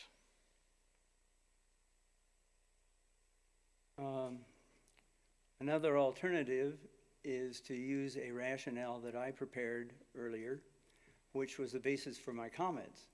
But as Scott's pointing out, there may be more, not everybody who agree with me or want to rely on everything I said, so I'm not sure that that's the way to go, but I'm offering it as an alternative. Angie, can you weigh in on the process here? Because this is something that this is not the Supreme Court where we hand down a ruling and then we have dissenting and concurring opinions. Sure. You guys, they're gonna have the minutes, and I think you all explained yourselves very well. So I don't think the board members need to come. I mean, if you want to do reports from boards, that's fine. But I would suggest one of you come. If you all want to come and talk, you're now a quorum. So they're going to have your minutes, and I think Scott's idea is probably the cleanest. So. And you can also submit written comments, and if you submit it as a letter, oftentimes it gets put at the end of our agenda where we can discuss it as a council. Correct. Whatever your comments are. We don't always discuss letters that are sent to us, but we could. And because we're advisory, John, it may not be our role to submit a final rationale on something like this and leave that to the city council. I don't know about that. That's fine with me. I can do a public comment which delivers my rationale. I'm concerned that we've discussed this a little before, but on the Whitetail Ridge um, issue, the board voted it down 6-0, and then it was Giuseppe who asked the question, well, what was the basis for the planning boards voting it down? And Wendy just said 2 words. She said, affordable housing? There was no other explanation. I was there. I didn't know if I could offer one. Giuseppe should be reading the minutes to find that out. That's his role, that's his job as I a don't city think the councilor. minutes express the rationale or the reasons behind our rulings. Well, we don't do rationales here. We don't write rationales for our decisions here. If you want to, if you feel strongly enough that you want to, about a agenda item, it's kind of on you to go to city council and tell them why you voted for or against something. Now, that was one of the alternatives when we discussed it at another meeting. I don't know if you were here or not, but we did discuss this once, and there were several alternatives of what we can do, but I think it was the sense of the board that we want the city council to understand why, a few reasons supporting what we did. We could do a 1-pager, but that's going to take time, and I don't think we want to do that now. Well, my thought is that I really only can speak for myself and not the whole board. So if I stand up there, I'm available to answer questions. I wouldn't probably repeat much of what I said because I think I made a record on my view. But they may have questions. And the main point, I think, is that the report from volunteer boards is underutilized, and it seems to me like that is probably the proper procedural point at which we could offer what we're discussing. I don't know, Steve, what do you think? Absolutely, and we're happy to hear report from boards. We are happy to hear those. And that would be under the committee's reports? It's one of the first 2 agenda, 2 or 3 agenda items. It's after public comment, right? Yeah. Yeah, I think it is. I'm trying to think. Yep. It's a standing agenda. It's a standing agenda. And it's very item. seldom ever used, right? Seldom, yeah. I mean, occasionally, well, some of the bigger boards that are part work with it. I will say, John, I'm not poo-pooing your idea totally. Because the housing authority or the housing board, which one is it? Not the housing authority. Community housing. Yes, the community housing, whatever that board is. I'm sorry, I don't know the names of everything. I can't even. I go to their meetings and I can't even remember their names. Plus, I graded 80 finals today too, so my brain is a little loose. They have wanted more. They've wanted more direction from council on things, and they've asked to come and just meet with us once a quarter in one of our work sessions, so that they can get a better feel for make sure they're like the direction that they're going is the direction that we see that they would like them to go. It's obviously it's a different board that's not charged with making their own decisions about things. They're trying to enact parts of the city's plan. So they want more feedback from city council. And I understand what you're saying is that you don't feel like you make a decision, then you walk away and it's like, oh, they didn't vote for it. What now? And that doesn't feel right. But the best way to be in touch and explain yourself is to come to those meetings and take a couple minutes and explain what you said. Bill's nodding his head. He goes to all of them, as far as I know, and I admire that.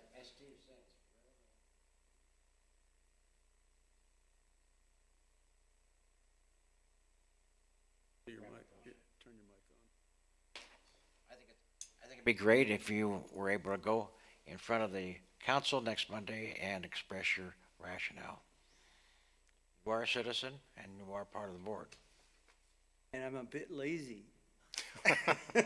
I won't. Well, I'll think about it. You can send a letter too. Yeah, that's true. You could submit written remarks that will appear. Okay, matters from staff. When's our next meeting? February 20th. February 21st. Is everyone going to be there? Yes. Yes. Yep. And are we going to start on February 20th with we need to. I don't know if there's time to advertise for that and let the public know. We got to send it out to the Okay. 585 people that are on our list. and Okay. make sure people are aware that we're changing our way of doing things. Okay, so let's start that in March if it all makes sense. And then will we have, are we going to have a brief work session beforehand regarding the growth policy? We can, if you, because we have the environment chapter that we started with, but you guys didn't. How about we finish the environment chapter at that meeting? Okay. Is that fair with everybody?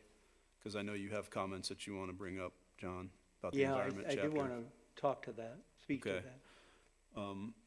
Is that fair with everybody to finish off the environment chapter in that hour, hopefully? I am wondering what happened to the comments that John submitted some time ago on the economic development portion of the plan. Why, can we get that back on the agenda somehow?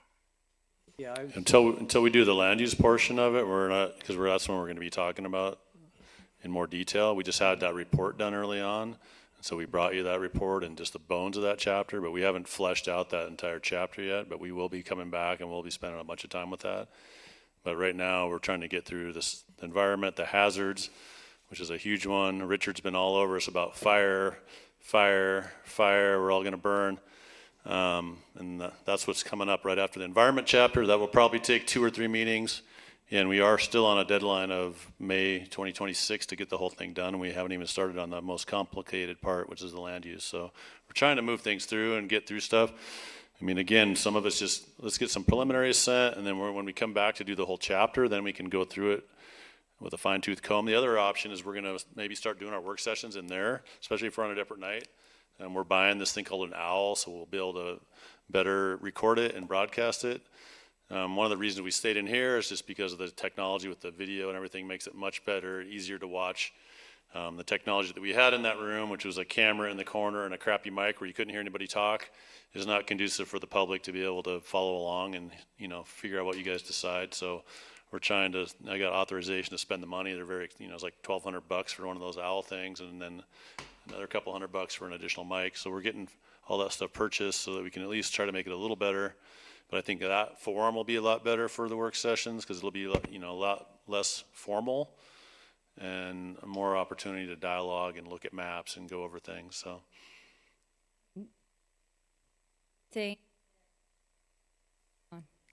you think that owl will allow remote joining by a board member? That's something we could pretty probably easily? do. The only challenge with that is if we're doing presentations or anything like that, there's a little bit of juggling that has to happen between trying to present and then going out of that to see if anybody's online. And, it's just, that technology has some issues, but we can. I can answer that. I'm on the board of the Whitefish Lake Lodge, and we had an owl. We've upgraded to a bigger, better system. We had an owl, and several of the board members would call in remotely and things like that. So it's a very cool system. It's just this thing that sits in the middle of the table, and it sees everybody, and it points a camera around at who's ever talking. It's pretty cool. Oh. Yeah. Steve, I'd like to speak to the economic development issue. I realize it's late, but I'm moving that we place the economic development goals and objectives, changes that I've suggested, as first item on the agenda for the February work session. There's basically 3 things there. There's whether we want moderate growth or rapid growth. There's the point that I think is really important, that the local people's needs and interests shall not be less important than the interests of businesses and tourism. And third, the issue of whether we spend money on accelerating growth. So that's 3 points that I make, and I want to vote on that. I want to see what the board's wish is on that. So that would be 15, 20 minutes at the next work session. And I'm moving, so. I'll second.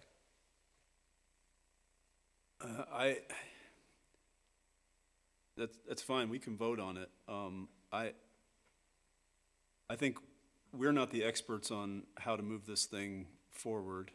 I think that we need to defer to staff on how things are gonna move forward, and I think that those goals and objectives will come up again when we see the bigger unit that it's part of. And we are already behind in trying to roll this thing out. So I'm gonna defer to staff. That's my vote on your motion. I have a discussion on that. I guess that if we are going to see goals and objectives at all, period, if they'll be presented to us and saying on the back end, things will be rolled out, why are we seeing them at all if we can't have some interpretation on the front end so that the back end, when it gets rolled to us, is not, so it's in line with what we want? Does that make sense? If we're going to see goals and objectives, that's great as a draft, but then there needs to be a short period of time, whether it's economic, environmental, whatever it is, for us to say, yes, this looks good, or no, here are our suggestions. So I just don't want us to see things bypass, then later get the big picture that's not in line with goals and objectives that we wanted, when we should have slowed down a bit on the goals and objectives so that all the back-end writing that Alan and staff are doing is in line with that beginning goal and objective. Does that make sense? Because I've seen what John is talking about, and I think that's one small part, but it's important if we're going to be presented with anything that we can do something with it, or just don't show it to us for a little while if we can't make a change before a lot gets written on that little bit that we see. Yeah, we're constantly being asked for direction regarding the growth policy. Well, I'm suggesting that we give direction. Either we want moderate growth or rapid growth. Let's vote on it. I mean, the economic development chapter doesn't really talk about growth per se, other than looking at industry as over the next 40 years and how do we maintain high-paying jobs and all that kind of stuff. But the reason why you looked at those goals and objectives were specifically because they were the suggested goals and objectives that came out of the economic development study that we commissioned, paid money for from those experts. And you guys looked at those things and you had some comments on them. But in general, you guys were okay with them at the time when we had the meeting and discussed that. We really can't finish that chapter till we go through the whole land use exercise where we're talking, because it's so tied together with land use in the big picture of things that we really can't even complete that. So there's going to be more goals and objectives. There's going to be some other stuff. Before we go deeper dive into writing that chapter, we'll bring it back to you guys and go through it again and revisit that study. But it was just an initial thing because that study was just done and we had the consultants, had them paid for so that they could participate in the meetings, which is why we brought that at the front, because those consultants were paying them and they were available to be able to talk to you guys and discuss with stuff. We no longer employ those guys. We'd have to do another contract with them to bring them back. But that's the reason why that came up earlier in the process, because we just had the ability to do that up front. Well, Dave, one of the things that I was concerned about when they presented those facts, it was quite dated. They were 3 and 4 years old pre-COVID, which is not relevant to what we are studying and going forward in the future. And that's one of the things we discussed was at the end of the process, we were going to ask them to update all their numbers so that if we had fresh stuff, because that stuff gets out of date so quickly.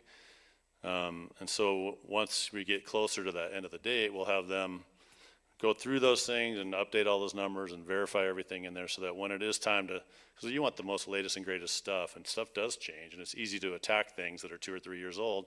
And with this being a 3-year process, I mean, that's why, it's just kind of hard sometimes when all your numbers are changing constantly as the process drags out, because it does take a long time. And, just the easy stuff right now, which is the existing conditions, is dragging out. Wait till we get to the fun part, looking at the land use.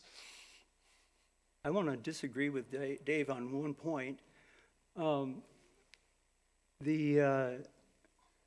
The economic goals and objectives do not grow out of the consultant's report. They grow out of the visioning process. We've heard that over and over again, that this whole growth plan springs from the visioning process. And it was very clear that people were concerned about rapid growth, at least more rapid than they want.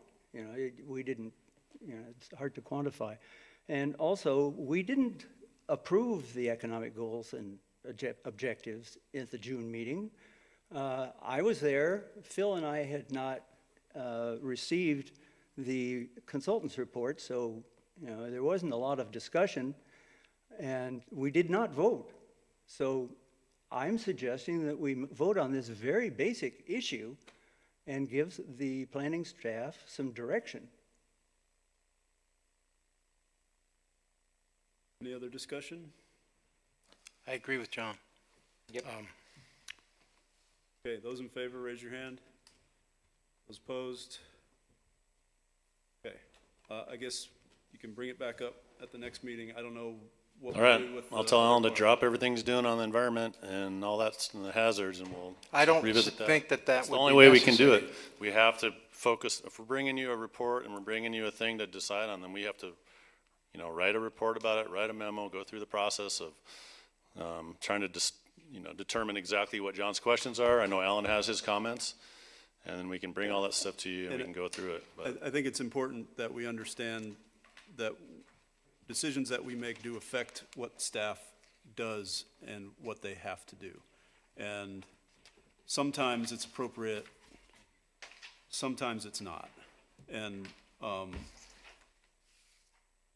we have to be considerate of that. We're very considerate of it on city council. And I think that by rehashing things that we've already looked at again is, I don't think it's an appropriate use of staff time and appropriate use of our direction towards staff. So I've handed out to I'm gonna everybody. move to adjourn at this point. We don't need to discuss this anymore, so we are adjourned. Wait a minute. I want to deliver to the people things that they don't have yet. They don't have my most recent comments, and that's what we're going to talk about next February.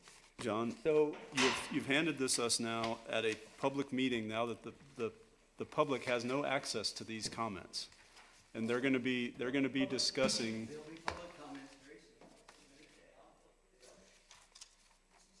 We are adjourned.